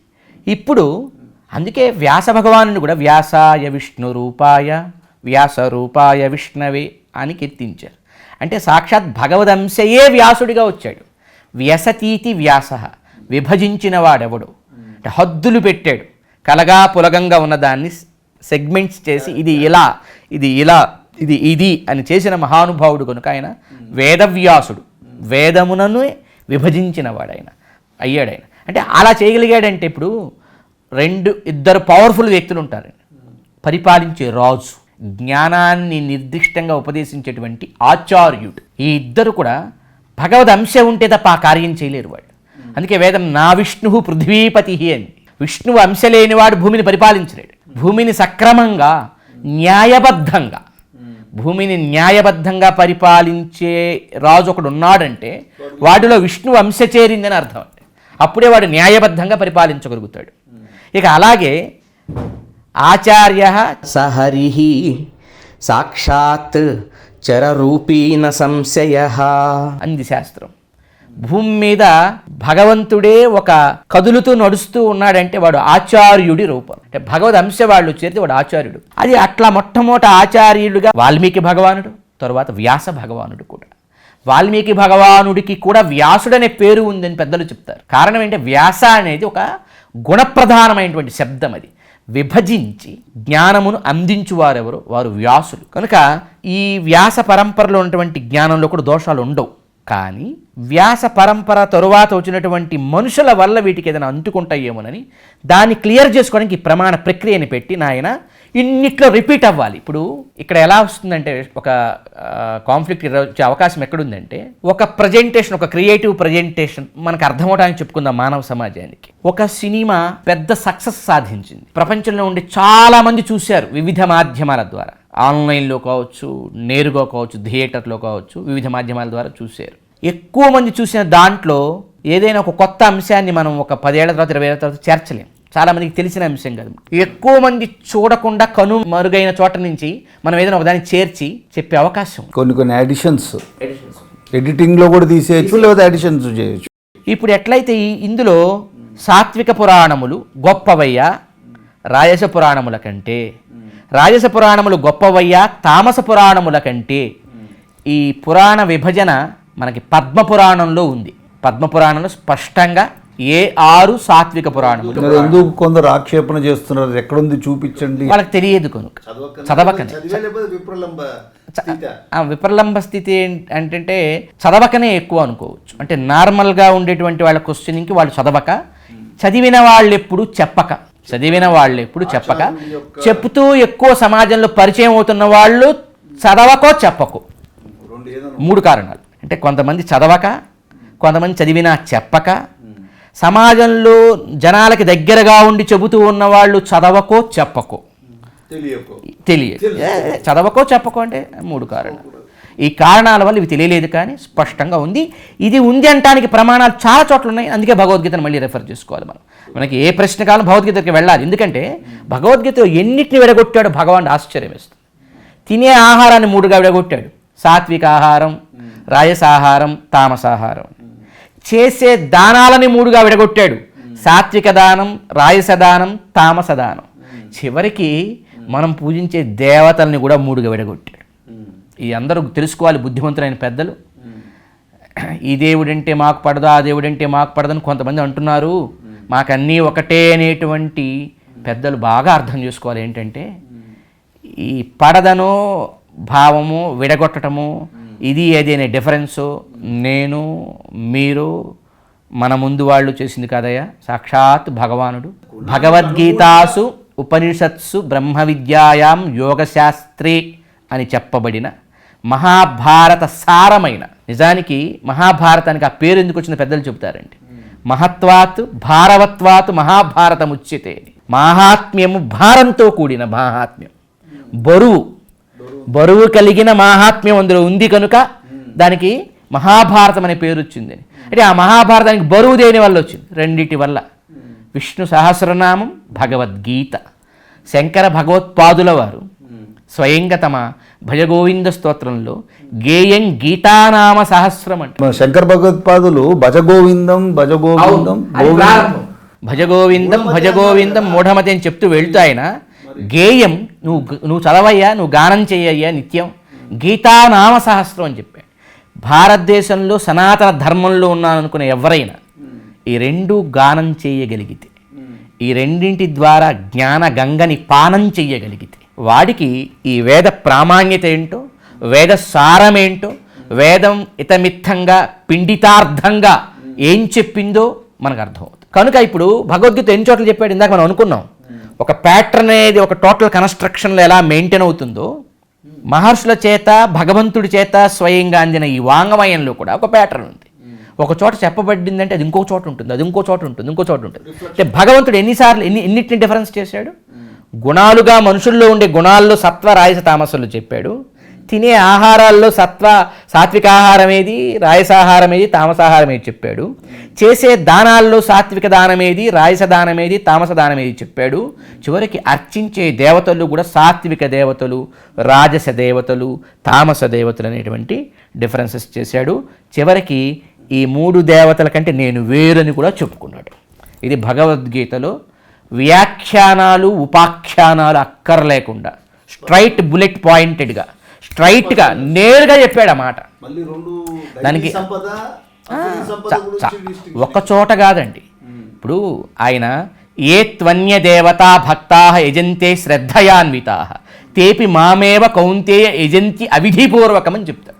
ఈ శ్లోకానికి అసలు వ్యాఖ్యానం నాకు సంస్కృతం రాదండి, నాకు నిజంగా ఏ వ్యాఖ్యానం నేను చదవలేదండి. కానీ నేరుగా ఆయన మాట్లాడుతున్న భాష, పద ప్రయోగము ఏం చెబుతున్నాడు చూడండి స్ట్రైట్గా. ఏ త్వన్య దేవతా భక్తా యజంతే శ్రద్ధయాన్వితా. ఎత్తుకోవడమే అన్య దేవతలు అన్నాడండి. ఏమండి, యోగీశ్వరేశ్వరుడు, జగదాచార్యుడు, జగదాచార్యులకే ఆరాధ్యుడు, ఆద్యుడు, గీతాచార్యుడు అయినటువంటి పరమాత్మ, సకల జ్ఞాన గని ఖని ధుని అయినటువంటి స్వామి భగవద్గీతలో ఒక మాట చెబుతాడు, వేదైశ్చ సర్వై అహమేవ వేద్యో వేదాంతకృత్ వేద విదేవ చాహం. వేదైశ్చ సర్వై, అన్ని వేదముల చేత కూడా అహం ఏవ వేద్యో. ఆ పద ప్రయోగం చూడండి, అహం వేద్యో అంటలేదు, అన్ని వేదం చేత నేను తెలియబడతానంటలేదు, అహం ఏవ నేను మాత్రమే అన్నాడు. అంటే అన్ని వేదములు నన్ను మాత్రమే చెబుతాయి, అన్ని వేదముల చేత నేను మాత్రమే తెలియబడతాను, నేను వేదముల చేత మాత్రమే తెలియబడతాను. అన్ని రకాలుగా చెప్పవచ్చు దాన్ని. వేదైశ్చ సర్వై అహమేవ వేద్యో వేదాంతకృత్ వేద విదేవ చ అహం వేద్యో అని అర్థం. వేదాంతకృత్, ఈ వేదములలో వేదం యొక్క సారం, వేదానికి లక్ష్యాన్ని, జీవన లక్ష్యాన్ని చెప్పేటువంటి ఉపనిషద్ భాగాన్ని వేదాంతం అంటారు. ఆ వేదాంతము చేత కూడా నేనే తెలియజేయబడతా. ఈ వేదాన్ని, ఈ వేదాంతాన్ని బాగా చదువుకున్న వాళ్ళు కొందరున్నారు, వేదాంతులు. వేదాంతకృత్ వేదవిద్ అనొచ్చు. వాడు వేదమును బాగా ఎరింగినవాడు, వేదవిధుడు ఆయన. ఆ వేద విధులు కూడా నన్నే చెబుతున్నారు. ఎంత బాగా చెప్పాడండి. వేదము, వేదాంతము, వేద విధులు ఎవరిని చెప్పాలి? భగవంతుణ్ణి చెప్పాలి. వేద విధుడు భగవంతుని చెప్పట్లే అంటే వాడికి సరిగ్గా వేదం తెలియలేదు, అర్థం అవ్వలేదని అర్థం. లేదు, అర్థమైనా కావాలని మార్చి చెబుతున్నాడని అర్థం కదా. ఇంత చెప్పిన భగవంతుడు, ఇన్ని వేదం చేత చెప్పబడే భగవానుడు ఒక మాట అన్నాడంటే ఆయనకి మానవ ప్రపంచంలో ఉండే మనలాంటి చిట్టి మనుషులకు ఉండే అంత విశాల హృదయం లేదా? ఆయనకి అన్నీ ఒకటే అని అనలేడా? ఏతు అన్యదేవత, అన్యదేవత ప్రయోగమే చేయకూడదు కదా కృష్ణుడు. అందరూ ఆయనే కదండి. భగవద్గీతలో విభూతి యోగంలో చెప్పాడుగా, యద్యద్ విభూతి మత్సత్వం శ్రీమదూర్జితమేవ తత్తదేవావగచ్చత్వం మమ తేజోంశ సంభవం అని చెప్తాడు. మొత్తం భగవద్గీతలో విభూతి యోగంలో అన్నీ చెప్పి అందులో ఇది నేను, ఇందులో అది నేను, అందులో అది నేను అని చెప్పాడు కదా. రుద్రాణం శంకరశ్చాస్మి అన్నాడు, స్థావరాణం హిమాలయ అన్నాడు, శ్రోతసామస్మి జాహ్నవి అన్నాడు, నక్షత్రాణం అహం శశి అన్నాడు, దైత్యానాం ప్రహ్లాదశ్చాస్మి అన్నాడు. ఇలా అన్ని చెప్పుకుంటూ వచ్చాడు కదా ఆయన. చెప్పుకుంటూ వచ్చినటువంటి స్వామి చివర్లో యద్యద్విభూతి మత్సత్వం, ఇంక నేనేం చెప్పగలుగుతానయ్యా, ఈ సృష్టి మొత్తంలో యద్యద్విభూతి మత్సత్వం శ్రీమదూర్జితమేవ తత్తదేవావగచ్చత్వం మమ తేజోంశ సంభవం. ఏది గొప్పదని నువ్వు డిక్లేర్ చేయగలవు, ఏది లక్ష్మీకరమై, ఏది ప్రజా ప్రయోజనాలకి, లోక ప్రయోజనానికి, లోక శాంతికి, లోక సమృద్ధికి పనికొచ్చేటువంటి శ్రీకరమైన మంగళకరమైన ఐశ్వర్య సంశోభితమైన అంశముందు అదంతా నా యొక్క తేజోంశ సంభవం, నా తేజస్సులోని అంశతో సంభవించి. ప్రతి మాట మనం జాగ్రత్తగా అర్థం చేసుకోవాలి. అంటే 6 గుణాల్లో ఒక గుణం తేజం లోపల అంశ మళ్ళీ అందులో. చాలా బాగా, అసలు మీరు అద్భుతమైనటువంటి లాయర్ అనిపించారు మీరు. అంటే ఆ బ్రెయిన్ యొక్క షార్ప్నెస్ ఎక్కడో మనం డిస్కషన్స్ ప్రారంభంలో మొదలుపెట్టాం. జ్ఞానశక్తి బలైశ్వర్య వీర్య తేజాంశ శేషత భగవత్ శబ్దవాచ్య అని మొదలుపెట్టాం. కరెక్ట్గా మీరు పాయింట్ని బట్టి గ్రాప్స్ చేశారు 100%. ఆయన చెబుతుంది మమ తేజో అంశ సంభవం. 6 షాడ్గుణ్యములో ఒక తేజస్సులోని ఒకనొక్క అంశ. అది ఎంతో కూడా అసలు అంశకి సంఖ్య చెప్పలేదంటే అసలు సంఖ్య చెప్పడానికి కూడా లేనంత అంశ. అంటే ఎంత తక్కువ అంశ, క్యాలిక్యులేట్ చేయలేనంత స్వల్ప అంశతో ఆయన ఈ ప్రపంచంలో మనందరం గొప్పవి అనుకునే వాటిని తయారు చేసేస్తున్నాడు. వాటన్నిట్లో ఆయన ఆ అంశం ఉండబట్టి అవి అలా అయ్యాయి. ఆయన అంశ వాటిలో ఉండబట్టే ఇందుకు విష్ణు సహస్రనామాలు ఇదే మాట మళ్ళీ వస్తుంది. మంగళం మంగళానాంచ. ఇందాక అనుకున్నామే, ఇది ఎప్పుడు మర్చిపోకూడదు. ఒక చోట ఒక సత్యం ఉంటే పదే ఆ సత్యం వస్తుంది. ముక్కలు పట్టుకొని కొట్టుకోకూడదు. చిన్న చిన్న ముక్కలు శ్లోకం మొత్తంలో ముందే ఉందో, పక్కనే ఉందో, పైనే ఉందో, వెనకే ఉందో, పూర్వాపర విజ్ఞాన విచక్షణ విలక్షణమైనటువంటి అర్థాలేంటో తెలుసుకోకుండా ఆ ఒక్క పదం తీసుకొని పదం ఉంది కాబట్టి ఒకటో తరగతి పిల్లవాడిలాగా యథాశ్రుత గ్రాహ్యం లాగా. అంటే సహజంగా మన వాళ్ళు ఒక కథ చెప్తారు. ఏమిటా కథ అంటే, ఒక శిష్యుడు గురువు దగ్గరికి వెళ్ళి చదువుకుంటున్నాడు. గురువుగారు చెప్పారు, నాయన బ్రహ్మం నాలో ఉంది, నీలో ఉంది, అంతటా ఉంది, పరమాత్మ అంతటా ఉన్నాడు, సర్వవ్యాపకుడై ఉన్నాడు భగవానుడు అని చెప్పాడు. విశ్వం విష్ణుమయం జగత్ అని పురాణం మనకి చిత్రం రమ్యేతే తం త్రిభువన వపుషం విష్ణు మీశం నమామి అని మనం ధ్యానం చేస్తాం శ్రీ విష్ణు సహస్రనామంలో. ఈ ముల్లోకములు కూడా ఆయన దేహంలో, ఆయన దివ్య మంగళ విగ్రహంలో రమిస్తున్నాయి. భూగులు, గంధర్వులు, యక్షులు, కిన్నెరులు, కింపురుషులాది సకల జగం రమిస్తోంది ఆయన గర్భంలో చదువుతాం మనం. అలాంటి పరమాత్మ అందరిలో ఉన్నాడని చెప్పాడు గురువు. ఇంకా చెప్తున్నాడు, నాకు అర్థమైపోయింది, నేను వెళ్ళిపోతున్నా అని లేచేసాడు శిష్యుడు. లేచి రిపీట్ చేసుకుంటూ వెళ్తున్నాడు, నాలో భగవంతుడు ఉన్నాడు, ఆ చెట్టులో భగవంతుడు ఉన్నాడు, అందులో భగవంతుడు అనుకుంటూ వెళుతున్నాడు. ఎదురుకు ఒక ఏనుగు వస్తుంది. ఏనుగు మీద మావటివాడు కూర్చున్నాడు. వాడు సైగ చేస్తున్నాడు పక్కకు తప్పుకొని. నాలో భగవంతుడు ఉన్నాడు, ఏనుగులో భగవంతుడు ఉన్నాడు, ఆ భగవంతుడు నా భగవంతుడు ఏం చేయడు అనుకుంటూ దగ్గరికి వెళ్ళాట. ఏనుగు తొండం బట్టి విసిరి కొడితే పోయి గురువు దగ్గర పడ్డాడు. గురువు దగ్గర పడ్డాడు. ఇది ఆ మాత్రం రిపీట్ చేసుకుని చదువుకున్నాడు కాబట్టి. గురువు దగ్గర పడి గురువు వైపు గుర్రుగా చూశాడు. చూసి, ఏమయ్యా గురుదేవా, అందరిలో భగవంతుడు ఉన్నాడని చెప్పావు, మరి ఆ ఏనుగు నన్ను ఎందుకు కొట్టింది అని అడిగాడు. అంటే ఏం జరిగింది చెప్పన్నాడు. వెళ్తున్నా నేను ఇలా అనుకుంటూ ఏనుగు వస్తుంది అంటే ఆ పైన ఉన్న మావటి వాడు నీకేం సిగ్నల్ ఏమని ఇచ్చాడా అని అడిగాడు. వాడు ఏదో చెబుతున్నాడు పక్కకి వెళ్ళని, కానీ నాలో ఉన్న బ్రహ్మాన్ని ఏనుగులో ఉన్న బ్రహ్మం ఏం చేస్తుందని నేను పట్టించుకోకుండా ముందుకు వెళ్ళా అన్నాడు. అంటే నువ్వేం చేసావు చూడు, నువ్వు విన్న మాటని సగం అప్లై చేసావు, సగం అప్లై చేయలేదు అన్నాడు. అదేంటండి అన్నాడు. బ్రహ్మం నీలోను ఏనుగులోనే కాదు, పైన ఉన్న మావటి వాడిలో కూడా ఉంది కదరా. ఆ మావటి వాడిలో ఉన్న బ్రహ్మం ఈ ఏనుగులో ఉన్న బ్రహ్మం ఒరే నీలో ఉన్న బ్రహ్మాన్ని కొడుతుందిరా పక్కకి వెళ్ళని చెబుతున్నాడు కదా, నువ్వు వినాల్సింది కదా. అంటే నువ్వేం చేసావు, ఈ బ్రహ్మం అనే విన్న జ్ఞానాన్ని యథాతథంగా తీసుకుని అప్లై చేస్తున్నావు. కొంతవరకు చేసావు, కొంతవరకు చేయటం అనేసి. అది పూర్ణంగా చేయాలి, లేదా వినన్నా పూర్తిగా వినాలి. నీకు యథాశ్రుత గ్రాహ్యం అని ఒక పేరు చెప్పారు. అంటే విన్నది విన్నట్టు తీసుకుని అప్లై చేస్తే చాలా ప్రాబ్లం వస్తుంది. ఈ ఒక సత్యం అనేది ఒక చోట ఉందంటే మన వాంగ్మయంలోనూ మన శాస్త్రములలోనూ అది మళ్ళీ పునః స్థాపించబడుతుంది. ఇది మర్చిపోకూడదు. దానికి ప్రబల ప్రమాణములు ఉంటాయి, అనేక చోట్ల వస్తుంది. దానికి భగవద్గీత ఎగ్జాంపుల్.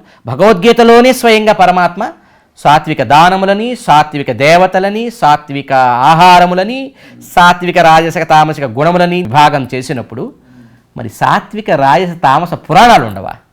స్వయంగా మత్స్యపురాణంలో బ్రహ్మదేవుడే తనలో ఇట్లాంటి గుణత్రయముల యొక్క ఆవేశం ఏర్పడ్డప్పుడు దానికి తగ్గట్టుగా తాను ఆయా పురాణములను ప్రవచించడం జరిగిందని తెలియచేయటం వల్ల వేదవ్యాస భగవానుడు, పెద్దలైన మహనీయులంతా కూడా పురాణములలో సాత్విక, రాజస, తామస పురాణములకు ఒక వర్గీకరణని స్పష్టంగా ఇచ్చి, తామసముల కన్నా రాయసములు ప్రమాణములు, రాయసముల పురాణముల కన్నా సాత్విక పురాణములు ప్రమాణములని ఆ 18 పురాణములలో కూడా పురాణములలో సాత్విక పురాణములకు ప్రమాణాన్ని కట్టబెట్టారు. అయితే ఈ సాత్విక పురాణములకు 6 ఉంటే ఈ 6 కూడా మరొక 2 పురాణములు విశేష ప్రాధాన్యత కలిగినవని పెద్దలంతా నిర్ధారించారు. వాళ్ళ వ్యాఖ్యాన గ్రంథాలలో పుంఖానుపుంఖాల సోదాహరణలు ఆ 2 పురాణముల నుంచి వాళ్ళు ఉట్టంకించారు. ఏమిటో 2 పురాణాలు? విష్ణు పురాణము, శ్రీమద్ మహాభాగవతము. విష్ణు పురాణాన్ని పురాణ రత్నంగా కీర్తిస్తారు, భాగవతాన్ని పురాణ తిలకంగా కీర్తిస్తారు. భాగవతం యొక్క గొప్పతనం ఏమిటంటే ఇతర పురాణములలో కూడా, అంటే ఈ 18 పురాణముల్లో ఉన్న ఇతర పురాణములలో కూడా భాగవతాన్ని కీర్తించబడింది. అది భాగవతానికి ఉన్నటువంటి ఒక ఉత్కృష్టమైనటువంటి స్థాయి. అయితే మనం ఇందాక వస్తే వెనక నుంచి ఒక్కసారి శిష్టవాక్యం అనుకున్నాం. మనం శిష్టవాక్యం చిట్ట చివరి ప్రమాణం. శిష్టవాక్యంలో ఏమేమి వస్తాయి? మహాభక్తులు, మహానుభావులు పాడినటువంటి గేయవాంగ్మయమైన, లేక వారు రచించినటువంటి స్తోత్రవాంగ్మయమైన, కొందరు సంస్కృతంలో స్తోత్రాలు వారి భాషల్లో గానములు, స్తోత్రములు చేశారు కదా, ఇట్లాంటి స్తోత్రవాంగ్మయం, గేయవాంగ్మయం, గానవాంగ్మయం, అట్లాగే వారు రచించినటువంటి వ్యాఖ్యాన గ్రంథాలు ఇవన్నీ కూడా శిష్టవాక్య పరంపరలోకి వస్తాయి, ఆ ప్రమాణంలోకి వస్తాయి. ఇవన్నీ ప్రమాణమే మనకి. ఎప్పటి వరకు? ఈ శిష్టవాక్యములు ఆగమ గ్రంథాలకి విరుద్ధంగా ఉండనంత వరకు, ఆగమ గ్రంథాలు ఆ పైన ఉన్నటువంటి పురాణములకు విరుద్ధంగా ఉండనంత వరకు, ఈ ఆగమములు, పురాణములు ఇవన్నీ కూడా ఇతిహాసములకు విరుద్ధంగా ఉండనంత వరకు, ఇతిహాసములు స్మృతులకు విరుద్ధంగా ఉండనంత వరకు, స్మృతులు శృతులకు విరుద్ధంగా ఉండనంత వరకు తీసుకోవాలి అనేది నియమం. శృతి స్మృతి పురాణేషు పరస్పరం విరుద్ధేషు పూర్వం బలీయస్యాత్ ఇది న్యాయవిదో విదుహు అంటూ ఆపస్తంభ మహర్షి ఒక అద్భుతమైనటువంటి ఈ క్రమాన్ని కూడా ఆయన తెలియజేస్తారు ఆపస్తంభ సూత్రాలలో. ఎక్కడైనా శృతి స్మృతి ఇతిహాస పురాణాదులలో గనక పరస్పరం విరుద్ధంగా అనిపించే అంశాలుంటే పూర్వం బలీయస్యాత్, ముందు దానికంటే అంతకు ముందు దానికంటే ఆ పైది ప్రమాణము. దీన్ని మనం ఒక్కసారి అర్థం చేసుకోవాలి అనుకుంటే మన సాధారణ మానవ పరిభాషలు, సామాన్య సగటు సనాతన ధర్మంలో ఉండే వ్యక్తికి అర్థం అవ్వాలంటే, ఇప్పుడు మనం మీరు లాయర్గా ఉన్నారు కనుక మనం నార్మల్గా ఏదైనా ఒక ఇబ్బంది ఏర్పడి ఒక అంశంలో కాన్ఫ్లిక్ట్ కానీ కొట్లాట కానీ ఏదైనా ఏర్పడితే, అది సివిల్ కావచ్చు ఆర్ క్రిమినల్ కావచ్చు, మనం మొట్టమొదటి దగ్గరగా ఉండేటువంటి ఒక నార్మల్ కోర్టులో మనం దాన్ని సబ్మిట్ చేస్తాం. చేసినప్పుడు ఆ కోర్టులో వాదోపవాదాలు విన్న తరువాత ఆ కేసుని తీసుకొని వాళ్ళు ఒక తీర్పు ఇచ్చాక అంతకంటే పై కోర్టుకి వెళ్తాం జడ్జిమెంట్ కోసం. అక్కడ పైకోర్టులో జడ్జిమెంట్ ఇది 2 సమానంగా ఉందనుకో, నో వరీ, ఇబ్బంది లేదు. కానీ పైకోర్టులో ఉన్నటువంటి జడ్జిమెంట్ కింద కోర్టు జడ్జిమెంట్ కంటే భిన్నంగా ఉంటే ఏది ప్రమాణం? పైకోర్టు జడ్జిమెంటే ప్రమాణం. ఒక డిస్ట్రిక్ట్ కోర్టులో వచ్చినటువంటి తీర్పుకి హైకోర్టులో వచ్చే తీర్పుకి గనక వైరుధ్యం ఉంటే, హైకోర్టు ఇంకొకలాగా చెబితే హైకోర్టు చెప్పిందే చెల్లుతుంది. ఆ హైకోర్టులో ఉన్నటువంటిది కూడా మనకి ఇంకా నచ్చక మనం పైకోర్టుకి సుప్రీంకోర్టు దాకా వెళ్ళామనుకోండి, సుప్రీంకోర్టు హైకోర్టు కంటే భిన్నంగా చెప్పింది అనుకోండి, అప్పుడు సుప్రీంకోర్టులో ఉండేదే నచ్చుతుంది. ఎందుకు ఇంత వ్యవస్థ పెట్టుంటారు అంటే, ఏ ఒక్క అవకాశంలో కూడా అన్యాయం జరగకూడదనే కదా ఇంత వ్యవస్థ, ఇంత స్క్రూటినింగ్ అనేది ఎందుకు చేశారు అంటే, బాబు ఒక చోట ఒకవేళ నువ్వు సరిగ్గా ఆధారాలు సమర్పించలేక నువ్వు ఓడిపోతే న్యాయం ఉన్న వ్యక్తి తన్ని మరొక్కసారి గెలిపించుకోవడానికి, తన్ని మరొకసారి కాపాడుకోవడానికి ఇంకొక అవకాశం. అట్లా అందుకోసమే మనకి వ్యవస్థలో ఇలాంటి ప్రమాణ ప్రక్రియ ఎట్లుందో, ఒక జిల్లా కోర్టు, అంతకంటే పైన హైకోర్టు, అంతకంటే పైన ఒక సుప్రీంకోర్టు ఎట్లా ఉందో, ప్రమాణ పరంపరలో కూడా ఇందాక మనం అనుకున్నామే ఒక ప్యాటర్న్ మెయింటైన్ చేస్తారు. ఒక టోటల్ హౌస్లో ఒక ప్యాటర్న్ ఎట్లా ఉంటుందో, మొత్తం వాంగ్మయంలో ఒకే విషయాన్ని వివిధ రూపాల్లో చెప్తారు, కానీ ఆ విషయం పదే పునరావృతం అవుతుంది సత్యమైనదైతే. అదే ఎక్కడో ఒక చోట బలవంతంగా చేర్చాలనుకుంటే అది ఆ ఒక్క స్థానంలో కనబడుతుంది, అది ప్రబలంగా ఎక్కడ వినిపించదు. కనుక ఈ అంశాన్ని ఇవ్వటం జరిగింది ఒకటి. రెండోది, ఇక్కడ సామర్థ్యం కూడా చూడాల్సి వస్తుంది. ఎట్లా సామర్థ్యం చూడాల్సి వస్తుంది? క్రెడిబిలిటీ అంటాం కదండి మనం. లోకంలో ఏదైనా ఒక వస్తువుకైనా ఒక అంశానికైనా అది ఎవరు దాన్ని ప్రజెంట్ చేస్తున్నారో దాన్ని బట్టి కదా మనం క్రెడిబిలిటీ అనే ఒక మాటను వాడతాం, విశ్వసనీయత అనే మాటను వాడతాం. సాక్షాత్ భగవానుడు చెప్పిన వేదానికి ఫస్ట్ క్రెడిబిలిటీ. ఆ భగవానుడే మళ్ళీ కృష్ణుడిగా వచ్చి చెప్పినటువంటి భగవద్గీతకి దాని తుల్యమైన, దాంతో సమానమైనటువంటి క్రెడిబిలిటీ. ఎందుకంటే వేద ఉపనిషత్ బ్రహ్మసూత్ర అంటే వేదాలలో ఉపనిషత్తులలో ఏదైతే ఉందో వేదవ్యాస భగవానుడి కాలం నాటికి దాని మీద చాలా వైరుధ్యాలు, అంటే దాన్ని అర్థం చేసుకోవటంలో వివిధమైనటువంటి వైరుధ్యాలు వచ్చినప్పుడు వ్యాస భగవానుడు ఒక గొప్ప పని చేశాడు. నువ్వు ఒక వేదిక ఎక్కి మాట్లాడటం కాదు, ఈవేళ ఇప్పుడు జరుగుతుంది అదే కదా. ఎవడి స్టాండ్ని వాడు ఎక్కడెక్కడి నుంచో మాట్లాడతాడు. నిజానికి ఇఫ్ యు ఆర్ జెన్యూన్, నువ్వు ఎవరు మాట్లాడుతున్నది కరెక్ట్ కాదు అనుకుంటావో వారినే కలిసి వారి దగ్గరే నీ అభిప్రాయాన్ని పెట్టి నువ్వు వారితో ముచ్చటించాక దాన్ని సమాజంలోకి తేవచ్చు. కానీ ఎవరు ఆ పని చేయట్లేదు చూసారా. వీడిక్కడి నుంచి ఒక మాట అంటాడు, వాడు సరిగ్గా లేరండి అని, అది ఎవరికి చెబుతున్నాడు? నేరుగా ప్రపంచానికి చెబుతున్నాడు. అలా ఉండకూడదు కదా. నువ్వు గనక ఒక జెన్యూన్ పర్సన్ అయితే, నేను చాలా రోజుల కిందట ఒక సంఘటన చూసి ఆశ్చర్యం వేసింది నాకు.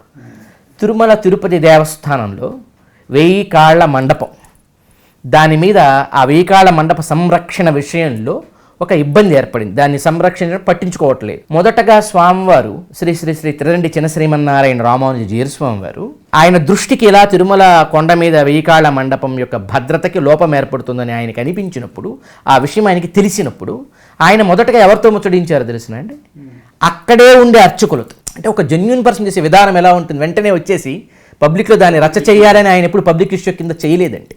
మొదట అక్కడ ఉండే అర్చకులతో మాట్లాడారు, అక్కడ ఉండే అధికారులతో మాట్లాడాక అక్కడ పరిస్థితి వాళ్ళ చేతుల్లో లేదు అని అర్థమయ్యాక ఆ మొత్తం రాష్ట్రాన్ని పరిపాలిస్తున్న ముఖ్యమంత్రితో దాని గురించి ముచ్చడించి ఆయన దృష్టికి తీసుకెళ్లారు. ఆయన దాని మీద తగిన సమయంలో తగు రీతిలో స్పందించడం లేదు అనేది తెలిసిన తరువాత అప్పుడు ప్రజల్లోకి తీసుకొచ్చారు. ఇది విధానం కదా, ఇలా చేయాలి. ఇప్పుడు ఆ వ్యాసుల వారు దీనికి ఆద్యుడండి. వ్యాస మహర్షి ఎంత గొప్పవారంటే, ఆయన సమయానికే ఎందరో ఋషులు వారు వేదాలని లేక ఉపనిషత్తులని అర్థం చేసుకున్నటువంటి స్మృతులని అర్థం చేసుకున్నటువంటి వారి యొక్క పర్సెప్షన్ని ప్రజల మీద డిఫరెంట్ ఒపీనియన్స్గా ప్రజల్లోకి దాన్ని తీసుకెళ్తున్నప్పుడు ఇది సమాజానికి మంచిది కాదు, సమాజంలో ఉండే ఒక ఐక్యతని లేక సమాజ పటిష్టతకు ఇది సరైన విధానం కాదని గుర్తించిన వేదవ్యాస భగవానుడు వాళ్ళందరినీ ఆహ్వానించి ఒకచోట కూర్చోబెట్టి దీని మీద చర్చ చేసి అలా వారు రాసినటువంటి సూత్రములే బ్రహ్మసూత్రములయ్యాయి. అంటే బ్రహ్మతత్వ నిర్ణయం చేసే సూత్రములు, అల్పాక్షరం, అసందిగ్ధం, సారం, అట్లాంటి సూత్రములని వారు లోకానికి అందించారు వేదవ్యాస భగవానుడు. అవి బ్రహ్మసూత్రాలు అయ్యాయి. కనుక ఇప్పుడు వేదంలో ఉండే వేదాంతములైనటువంటి ఉపనిషత్తులకి, వాటిని మళ్ళీ ప్రజలకు అందించే స్మృతులకి, అలాగే బ్రహ్మసూత్రములకి, వీటన్నింటికీ సారమే భగవద్గీత అని పెద్దలందరూ కూడా ముక్త కంఠంతో, సకల మతాచార్యులు, వల్లభాచార్యులైతేనేమి, నింబార్కులైతేనేమి, శంకర భగవత్పాదులైతేనేమి, భగవద్ రామానుజులైతేనేమి, మధ్వాచార్య స్వామి వారైతేనేమి, సకల ఆచార్యులంతా కూడా ముక్త కంఠంతో నినదించినది ఒకటే అది భగవద్గీత. కనుక ఆ భగవద్గీతని వీటన్నింటినీ ప్రమాణంగా తీసుకొని వీటి సారాన్ని వేదవ్యాస భగవానుడు లోకానికి అందించేటువంటి ప్రక్రియలో ఆయన స్పష్టంగా చెప్పింది. ఇతిహాస పురాణములలో ఇతిహాసమునకు ప్రథమ స్థానం. పెద్దవాళ్ళు చాలా అందంగా చెప్పారు. కొన్నిసార్లు కొంత బోరుగా ఉన్నా మనం కొన్ని తెలుసుకుంటే నేరుగా అప్పుడు వేరే అపార్థాలు దారితీయకుండా ఉంటాయి. సహజంగా మనకి సంస్కృత భాషలో ద్వంద్వ సమాసం అని ఒక సమాసం, సంస్కృతంలో ద్వంద్వ సమాసాన్ని చెప్పేటప్పుడు ఒక నియమం ఉంది, అల్పాచ్కం అంటారు. 2 పదాలని కలిపి ద్వంద్వ సమాసం చేస్తారు. ద్వంద్వ అంటేనే 2 కదా, 2 పదములను కలిపి ఒక సమాసం చేసేటప్పుడు దాంట్లో అల్పాచ్కం అనేది ఒక నియమం. అల్పాచ్కం అంటే ఈ 2 పదాల్లో ఏ పదంలో తక్కువ అక్షరాలు ఉంటాయో దాన్ని ముందు చెప్పాలి. ఇప్పుడు ఇతిహాసం, ఇతిహాసం 4 అక్షరాలు, పురాణం 3 అక్షరాలు. కనుక పురాణం అనే పదం ముందు ఉండాలి. పురాణేతిహాసములని కూడా కొంతమంది రాస్తుంటారు, చదువుతుంటారు. కానీ వ్యాస భగవానుడు అలా రాయలేదు. ఇతిహాస పురాణాభ్యాం వేదం సముపబ్రహ్మయేత్ అని చెప్పారు. ఎందుకు అలా రాశారంటే సంస్కృతంలోని మరొక నియమం ఉంది, అభ్యర్హితం పూర్వం. 2 పదాలు ఉన్నప్పుడు ఆ రెండిట్లో ఏ పదం గొప్పదో దానిలో అక్షరములు తక్కువ ఉన్నప్పటికీ గొప్పదైన పదం ముందు రావాలి. ఈ ప్రధాన మామూలు నియమం అయితే తక్కువ అక్షరములు ముందు రావాలి. విశేష నియమం అయితే గొప్పదేదో, పూజ్యతమమైనదేదో, సారవంతమైనదేదో, ప్రామాణికం అయినదేదో అది ముందు రావాలి అని చెప్పి ఇతిహాసం పురాణం కంటే ప్రమాణతమని ఇతిహాస పురాణాభ్యాం అంటూ సమాసం చేశారు. తిక్కన్న గారు కూడా ఇదే విషయాన్ని భారతంని తెనిగించేటప్పుడు ఆయన దీన్ని నిరూపిస్తూ ఆయన ఒక పద్యం రాశారు. వేదములకు అఖిల స్మృతివాదములకు బహుపురాణ వర్గంబులకున్ వాదైన చోటులను తామూదల ధర్మార్థకామ మోక్ష స్థితికిన్. మహాభారతం పురాణములలో ఎక్కడైనా కాన్ఫ్లిక్ట్ వస్తే మహాభారతమే వాటన్నిటికంటే కూడా ప్రమాణతమైనది అంటూ ఆయన మహాభారతాన్ని తెనింగిస్తున్నారు కనుక మహాభారతాన్ని పురాణాలను కంపేర్ చేస్తూ ఆయన వ్రాసారు.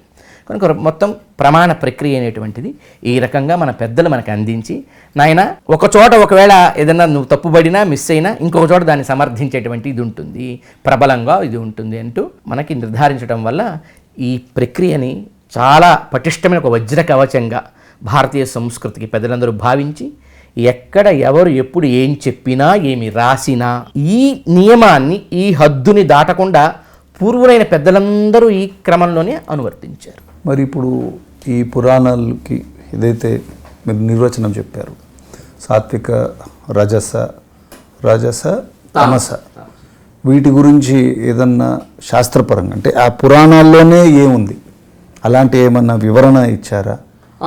ఏమన్నా అంటే శ్లోకపరంగా ఉందా? ఉంటే మీరు కొన్ని వాటి కూడా మీరు చెప్పండి. ఎందుకంటే తెలియాలి కదా, ఇప్పుడు పురాణంలో ఉంది అన్నారు, ఎక్కడ ఉంది ఒకసారి మనం ప్రజలకు తెలియచేద్దాం. అంటే మనం ఎప్పుడైనా ఒకసారి అభ్యాసం చేసుకోవాలనుకుంటే కనీసం మినిమం ఫండమెంటల్గా ఇది ఉపయోగపడాలనే ఉద్దేశంతో ప్రజలకు తెలియచేద్దాం.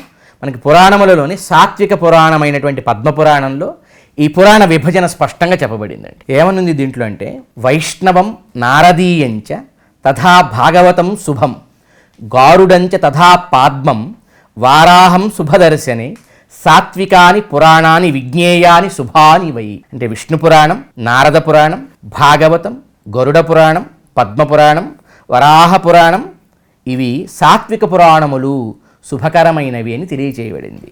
బ్రహ్మాండం బ్రహ్మవైవర్తం మార్కండేయం తథైవచ భవిష్యం వామనం బ్రాహ్మం రాజసాని నిబోధత. అంటే బ్రహ్మాండ పురాణం, బ్రహ్మవైవర్త పురాణం, మార్కండేయ పురాణం, భవిష్య పురాణం, వామన పురాణం, బ్రహ్మపురాణం ఇవన్నీ కూడా రాయస పురాణములు అని తెలియచేయబడిందన్నమాట. మాత్స్యం కౌర్మం తథా లైంగం శైవం స్కాందం తథైవచ ఆగ్నేయంచ షడేతాని తామసాని నిబోధతే. మత్స్యపురాణం, కూర్మపురాణం, లింగపురాణం, శైవపురాణం, శివపురాణం, స్కందపురాణం, అగ్నిపురాణం ఈ 6 కూడా తామసములను తెలియజేయబడింది. ఇది పద్మపురాణంలో ఉన్నటువంటి డిస్క్రిప్షన్. వీటి యొక్క ఈ పురాణ విభజన పద్మపురాణంలో జరిగితే మత్స్యపురాణం ఏం చెప్పిందంటే, సాత్వికేషు పురాణే మాహాత్మ్యం అధికం హరేహి. ఇప్పుడు మీరు ఒక్కొక్క గుణం మీకున్నప్పుడు మీరు ఒక రకమైన వస్తువుని వినియోగించినప్పుడు ఒక రకమైన దాన్ని ఎక్స్ట్రాక్ట్ చేయగలుగుతారు, ఒక రకమైన వస్తువుని వినియోగించినప్పుడు మరొక దాన్ని ఎక్స్ట్రాక్ట్ చేయగలుగుతారు కదా. అలాగే సాత్విక గుణం అధికంగా ఉండే పురాణములలో శ్రీమన్నారాయణుడి యొక్క వైభవం చెప్పబడుతుంది అని మాత్స్య పురాణం చెప్పింది. సాత్వికేషు పురాణే మాహాత్మ్యం అధికం హరేహి రాజసేషు చ మాహాత్మ్యం అధికం బ్రహ్మణో విదుః. రాయస పురాణములలో బ్రహ్మదేవుని యొక్క వైభవం చెప్పబడుతుంది. తద్వదగ్నేశ్చ మాహాత్మ్యం తామసేషు శివశ్చ. అంటే తామస పురాణములలో శివుని యొక్క మాహాత్మ్యం చెప్పబడుతుంది. సంకీర్ణేషు సరస్వత్యాః పితॄణాంచ నిగద్యతే. వీటిల్లోనే ఉండే కొన్ని సంకీర్ణ భాగములలో సరస్వతి ఇత్యాది మాతృమూర్తుల యొక్క మాతృదేవతా మాతృగణముల యొక్క వైభవం అనేది చెప్పబడుతుంది అనేది మత్స్యపురాణం స్పష్టంగా చెప్పిందనమాట. ఇక్కడ వారి వారి యొక్క వైభవం చెబుతున్నామంటే ఇంకొకరిని తగ్గిస్తున్నట్టు కాదు. ఇప్పుడు ఎప్పుడైనా మనం ఆయా పురాణములలో ఏ రకమైనటువంటి గుణ ప్రతిపాదికముగా, ఇప్పుడు దేవతా శక్తులను కూడా ఎలా పనిచేస్తాయంటే సృష్టి స్థితి లయ 3 రకాల కార్యాలు. సృష్టి చేయాలి అన్నప్పుడు ఒక రకమైన మానసిక స్థితి ఉండాలి, లయం చేయాలన్నప్పుడు ఒక రకమైన మానసిక స్థితి కావాలి, పోషణ చేయాలి స్థితి నిర్వహణ చేయాలన్నప్పుడు ఒక రకమైన మానసిక స్థితి ఉండాలి. దానికి గుణములు అవసరం. నిజానికి సత్వ రజస్ తమస్సు గుణాలు ఈ 3 చెడ్డవి కావు. చెడ్డవైతే భగవానుడు సృష్టిలో ఈ గుణములను తేవాల్సిన అవసరమే లేదు. గుణములు 3 యోగ్యమైనవే. వాటి యొక్క పాళ్ళు ఏది ఎంత పర్సెంట్లో ఉండాలి, ఏది ఎంత పర్సెంట్లో డామినేట్ చేయకూడదు అనేదే ముఖ్యం. ఇక్కడ భగవంతుడైనా భగవద్గీతలో అయినా లేక ఎక్కడ అయినా సరే ఈ గుణము వల్ల నువ్వు దేన్ని పొందుతావని చెబుతున్నారు తప్ప ఒక సైంటిఫికల్గా లేకపోతే ఒక లాజికల్గా శాస్త్రీయమైనటువంటి అంశమే అది తప్ప అది ఇంకొక దాన్ని కించపరచటమో ఇంకొక దాన్ని తక్కువ చేయటమో కాదు. అది ఎవరికైనా మనసుల్లో ఉంటే వాళ్ళకి వాళ్ళు అలా ఫీల్ అయ్యి దాన్ని బయట ప్రపంచంలో ప్రజల దగ్గర ఇంపోజ్ చేయాలి తప్ప ఒరిజినల్గా కూడా వాళ్ళు చెప్తుంది ఏంటంటే మనిషిలో 3 గుణాలు ఉన్నాయి, దేవతల్లో 3 గుణాలు ఉన్నాయి, బ్రహ్మదేవుని వరకు కూడా. సో ప్రపంచంలో ప్రకృతిలో 3 రకముల గుణములు మనల్ని తన అధీనంలో ఉంచుకుంటాయి. తినే ఆహారముల్లో 3 గుణాలు ఉన్నాయి, దానములలో 3 గుణములు ఉన్నాయి. ఇవన్నీ కూడా భగవానుడు చెప్పిన ఉద్దేశ్యం, ఏ గుణాన్ని నువ్వు అనుసరిస్తే లేదా ఏ గుణం బాగా ప్రబలితే ఏం జరుగుతుంది. ఇది ఒక సైన్స్ ఇది. ఇప్పుడు మనకి ఒక మానసిక శాస్త్రంలోనూ ఒక సైకాలజీలోనూ, ఎందుకంటే భగవద్గీత మించిన సైకాలజీ లేదు. భగవద్గీతను అద్భుతంగా చెబుతాడు ఆయన. ఏదైనా ఒక మనిషి బాగా తీవ్రమైనటువంటి భావానికి లోనైనప్పుడు దాని యందు వాడికి ప్రేమ ఏర్పడితే జరిగే పతన క్రమాన్ని చాలా అద్భుతంగా చెబుతాడు స్వామి భగవద్గీతలో. ధ్యాయతో విషయాన్ పుంసః సంగస్తేషూపజాయతే సంగాత్ సంజాయతే కామః కామాత్ క్రోధోభిజాయతే క్రోధాత్ భవతి సమ్మోహః సమ్మోహాత్ స్మృతివిభ్రమః స్మృతిభ్రంశాత్ బుద్ధినాశో బుద్ధినాశాత్ ప్రణశ్యతి అని చెప్పి స్వామి ఎంత బాగా చెప్పాడు. విషయములతో నీ కనుక సాంగత్యం ఏర్పడితే అవి క్రమక్రమంగా నిన్ను ఎట్లా పతనం చెందిస్తాయో చెప్తాడనమాట. కనుక భగవద్గీత ఒక సైన్స్, శాస్త్రాన్ని తెలియజేసే అంశం. అది పార్షియాలిటీనో పక్షపాత ధోరణినో ఏదో ఒక దాన్ని ఎక్కువనో తక్కువనో చెప్పేది కాదు. ఇది మనం తెలుసుకోగలగాలి. భగవద్గీతలో సాంకేతికమైన అంశాలు ఎన్నో ఉన్నాయి, ఎన్నో రకాల ప్రయోగ ఫలితాలను తెలియజేసే విషయాలు ఉన్నాయి.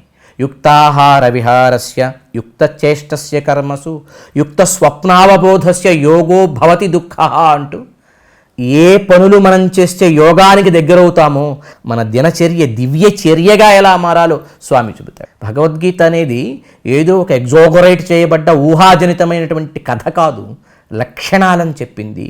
మొత్తం వేదములను, పురాణములను, బ్రహ్మసూత్రములను ఫిల్టర్ చేసి, ఉపనిషత్తులను ఫిల్టర్ చేసి సకల వాంగ్మయ సారభూతమైనటువంటి తాత్విక గర్భితమైన లక్షణములను చెప్పింది. అది ఏ గుణం వల్ల మనిషిలో ఏది రియాక్షన్ వస్తుంది, ఏ రకమైన దాన్ని అనుసరిస్తే మనిషికి ఎట్లాంటి ఫలములు వస్తాయో చెప్పాయి ఇవన్నీ కూడా.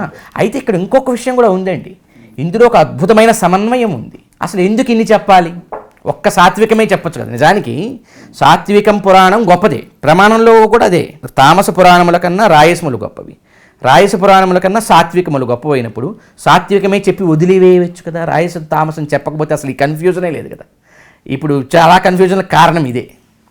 ఎందుకు ఇన్ని ఇవ్వాలి? అసలు ఒక్కడే చెప్పి వదిలేసి ఉండవచ్చు కదా అంటే, మన మానవ ప్రపంచంలో ఒక ఫ్యాక్టరీలో తయారయ్యేటువంటి వస్తువులు లాంటి వాళ్ళు కాము మనందరం. ఒక ఫ్యాక్టరీలో ఉండేటువంటి ఒక ట్యూబ్ లైట్, ఒక 1000 volts కలిగినటువంటి ఒక tube light same length, same weight, same ఫిలిమెంట్తో తయారవుతుంది. మనందరం అలా లేవు. యూనిఫార్మిటీ అనేది మనుషులలో అస్సలు లేదు. అంటే దేంటి దీనికి కారణం? చివరికి కవలలుగా ఉన్న వాళ్ళు కూడా 100 డిఫరెన్సెస్ ఉంటాయి. వాళ్ళ ఆలోచన విధానంలోనూ వాళ్ళ ఆకృతిలో కూడా మనం గుర్తించలేకపోవచ్చు, కానీ మైల్యూట్ చేంజెస్ అనేవి వాళ్ళలో ఉంటాయి.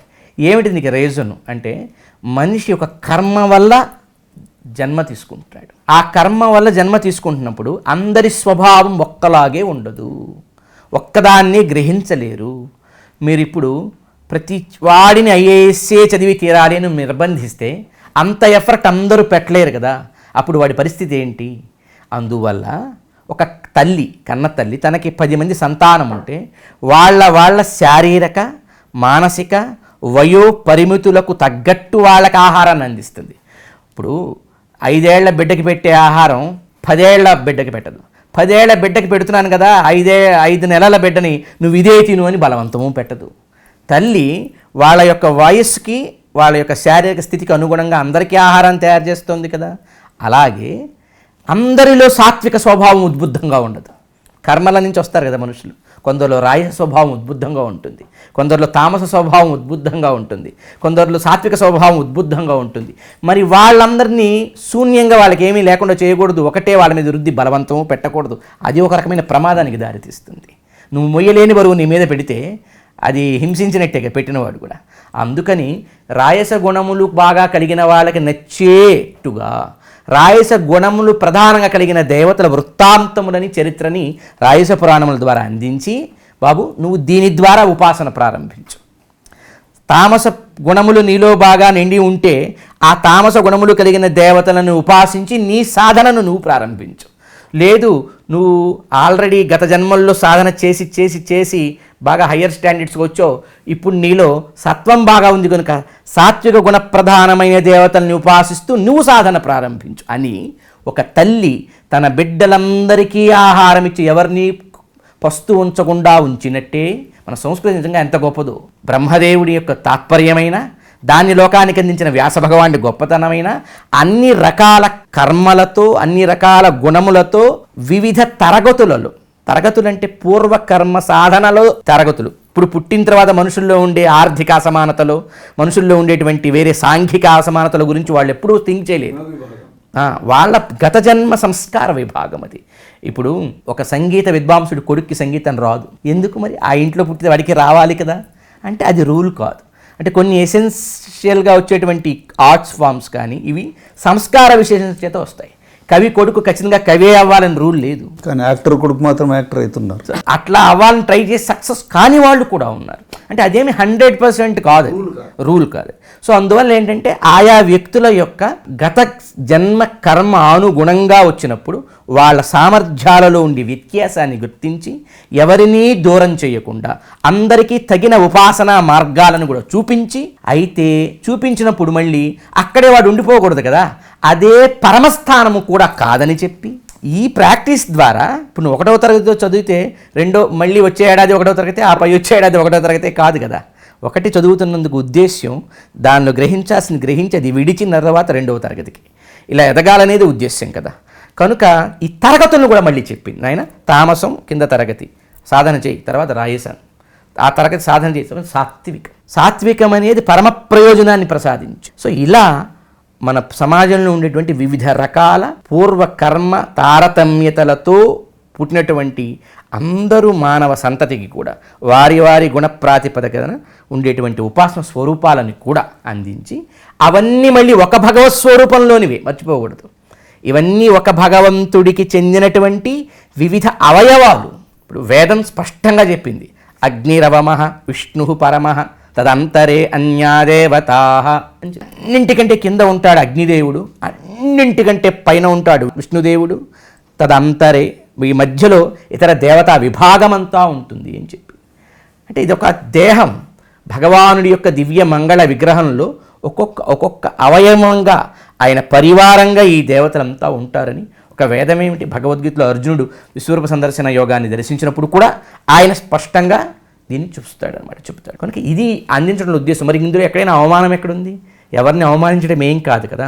ఒక డాక్టర్ గారి దగ్గరికి వెళ్ళినప్పుడు నీకు ఈ వారవుతున్నా, ఇప్పుడు చాలామంది కొంతమంది తెలియక, ఇప్పుడు ఒక డాక్టర్ దగ్గరికి వెళ్ళాం, ఒక ఏ అనే ఒక విటమిన్ కావాలి, ఆయన అంటాడు ఏ అనే విటమిన్ ఈ ఆహారంలో ఎక్కువ దొరుకుతుంది అంటాడు. అప్పుడు రెండో ఆహారాన్ని విమర్శించినట్ట, అదొక సైంటిఫిక్ అనాలిసిస్. నీకు బయట ప్రపంచంలో 4 రకాల ఫ్రూట్స్ దొరుకుతున్నాయి, ఒక యాపిల్, ఒక ఆరెంజ్, ఒక మామిడి దొరుకుతుంది. డాక్టర్ అంటాడు ఇందులో ఈ విటమిన్ ఎక్కువ ఉందండి అంటాడు. అంటే అది పక్షపాతం. ఆయనకి ఏమన్నా ఆ మామిడి పండుతో చుట్టరికం ఉందా, లేకపోతే ఆ యాపిల్ పండుతో బంధుత్వం ఉందా?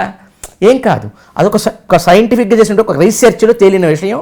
ఈ పండులో ఈ విటమిన్ యొక్క శాతం ఎక్కువ ఉంది, తినమంటున్నాడు. ఎట్లా మనకి ఆయన ఒక రెఫర్ చేస్తున్నాడో, ఋషులు మహానుభావులు వ్యాసాది ఋషులు కూడా మనలో ఉండే గుణములకు ఈ రకమైన ఉపాసనలో ఈ గుణానికి ఒక ఆలంబన దొరుకుతుంది. ఆ ఆలంబన దొరికి ఆ గుణం వల్ల వచ్చే ఫలితాలు కూడా ఎలా ఉంటాయి. అందుకే భగవద్గీత స్పష్టంగా కృష్ణుడు నాయన తామసులను ఉపాసించేవాడు తామస దేవతలని, రాయస దేవతలను ఉపాసించేవాడు రాయస ఫలములని, సాత్వికమైన దేవతలను ఉపాసించేవాడు సాత్విక ఫలితాలని పొందుతారని భగవంతుడు కూడా భగవద్గీతలో చెప్తాడు ఈ మాట. ఇప్పుడు మన దేహంలో అన్ని అవయవాలు మనవే కదా, అన్నీ గొప్పవే కదా, అన్నీ సమానమే కదా, ఖచ్చితంగా. అయితే ఒక సందర్భం ఏర్పడింది. ఏమిటి ఆ సందర్భం? కాలుకో చెయ్యికో ఒక ఇబ్బంది ఏర్పడి డాక్టర్ చెప్పాడు, నాయన ఈ చెయ్యి పాడైపోయింది, కుళ్ళిపోయింది లోపలంతా, ఇది తీయకపోతే మిగతా శరీరానికి ప్రమాదమయ్యా అంటే అప్పుడు ఏం చేస్తాం? తీసేయండి బాబు, ప్రాణం ఉంటే చాలు, మిగతా శరీరం బాగుంటే చాలు, చెయ్యి తీసేయమండి అంటే అప్పుడు నువ్వు దేనికి ఇంపార్టెన్స్ ఇచ్చావు? చెయ్యి కంటే నీ మిగతా దేహానికి ఇచ్చావు. కాలుకి ఎప్పుడు ఇబ్బంది వచ్చింది, కాలు తీసేయండి అంటే దేనికి ఇంపార్టెన్స్ ఇచ్చావు? మిగతా శరీరానికి ఇచ్చావు. అంటే శరీరంలో ఎప్పుడైనా ఇబ్బంది ఏర్పడితే తీయదగిన అవయవాలు కొన్ని ఉన్నాయి, అవి తీసిన మిగతా శరీరానికి, ప్రాణానికి, జీవితానికి నష్టం రాదు. కానీ కొన్ని తాకితే మిగతా శరీరం మొత్తం ఉన్నా వేస్ట్. ఏంటవి? గుండె తీసేసావు అనుకో, మిగతా శరీరం ఉంటే ఏం ఉపయోగం? ప్రాణం పోతుంది. లేదు తల తీసేసావు అనుకో, మిగతా శరీరం ఉంటే ఏంటి? ప్రాణం పోతుంది. అందుకే తలని ఉత్తమాంగం అంటారు అనమాట. ఇప్పుడు అర్థం చేసుకోండి, అంతా మన శరీరమే, అన్ని సమానమే, అన్ని గొప్పవే. అయినా కొన్నిటి ప్రాముఖ్యత వేరు, కొన్నిటి యొక్క ప్రాధాన్యత వేరు, ఇంపార్టెన్స్, కొన్నిటి యొక్క క్రూషియల్ రోల్ ఈ బాడీని నడపటంలో వేరు అనమాట. అది అంగీకరించ తప్పదు. ఇట్లాంటి జబ్బులు వచ్చినప్పుడు అర్థమవుతుంది. తల తీసేయమంటే ఎవడో ఒప్పుకోం, కానీ కన్ను తీసేస్తాను, కన్ను పాడైందను, లేదా ఒక చెయ్యో వేలు తీసేస్తాను అంటే తీసేవయ్యా అంట. షుగర్ లాంటివి వచ్చినప్పుడు కొన్ని వేలు తీసేస్తుంటారు కొంతమంది. ప్రాణం పోదు కనుక అక్కడ వేలు కంటే ఇంపార్టెన్స్ ప్రాణం. కానీ కొన్ని తీసేస్తే దేహం నిలబడదు. ఓ గుండె, ఓ తల, ఇట్లాంటివి. కనుక వాటి ప్రాముఖ్యత ఎట్లాగో ఈ ప్రమాణములలో కూడా వేదం ప్రాముఖ్యత వేరు, ఇతిహాసముల ప్రాముఖ్యత వేరు, పురాణములలో కూడా సాత్విక పురాణముల ప్రాముఖ్యత వేరు. ఆ మూడింటిని పక్కకి తీసేస్తే మిగతా అంతా నిస్సారం. కనుక దేహంలో చెయ్యుంచాలా, నీ ప్రాణం ఉంచాలా అన్నప్పుడు చేయి తీసేసే ప్రాణం ముఖ్యం అని ఎలా అంటావు? చెయ్యుంచాలా, నా తల ఉంచాలా అన్నప్పుడు చేయి తీసేసే తలే ముఖ్యం అని ఎలా అంటావు? ఈ మొత్తం వాంగ్మయంలో నాకు అది ప్రమాణం, నీకు ఇది ప్రమాణం అయితే అని పిచ్చి పిచ్చి మాటలు, తెలివి తక్కువ మాటలు మాట్లాడడానికి వీలు లేదు నాయన. దేహం అంతా ఒక వాంగ్మయం అయితే ఈ దేహంలో కూడా రెండింటి మధ్య వైరుధ్యత, విరోధత, రెండింటి మధ్య పరస్పర వైషమ్యత ఏర్పడితే దాంట్లో ప్రయారిటీ ఉంది. చెయ్యి కంటే గుండె గొప్పది, చెయ్యి కంటే గుండెయే కావాలి నాకు. చెయ్యి తీసేసి గుండె ఉంటే చాలు, కాలు తీసేసి ఇబ్బంది వస్తే తల ఉంటే చాలు, ఎక్కడో ఇంకొక వేలు దగ్గర ఒక ఫ్రాక్చర్ అయ్యి ఎముక ఇరిగితే ఏదైనా చేసుకో, కానీ వెన్నుపూస బాగుంటే చాలు అంటావా లేదా? నీ దేహంలో కూడా ఇంత ప్రత్యేకతలు ఉన్నాయి కదా కొన్నిటికి, అవి మిగతా వాటికంటే గొప్పవి కదా, గొప్పవి అవసరం, మిగతా వాటిని కూడా నిలబెడతాయి. కనుక గుర్తుపెట్టుకోండి, వేదవాంగ్మయాన్ని, వేదసారాన్ని ప్రపంచానికి చెప్పగలిగిన వాటిలో టాప్ ప్రయారిటీ సాత్విక పురాణములు, వాటికంటే టాప్ ప్రయారిటీ మహాభారతం, దానికంటే టాప్ ప్రయారిటీ శ్రీమద్ రామాయణం. ఈ మూడింటి ద్వారా మనం జ్ఞానాన్ని గుర్తించాలి, గ్రహించాలి.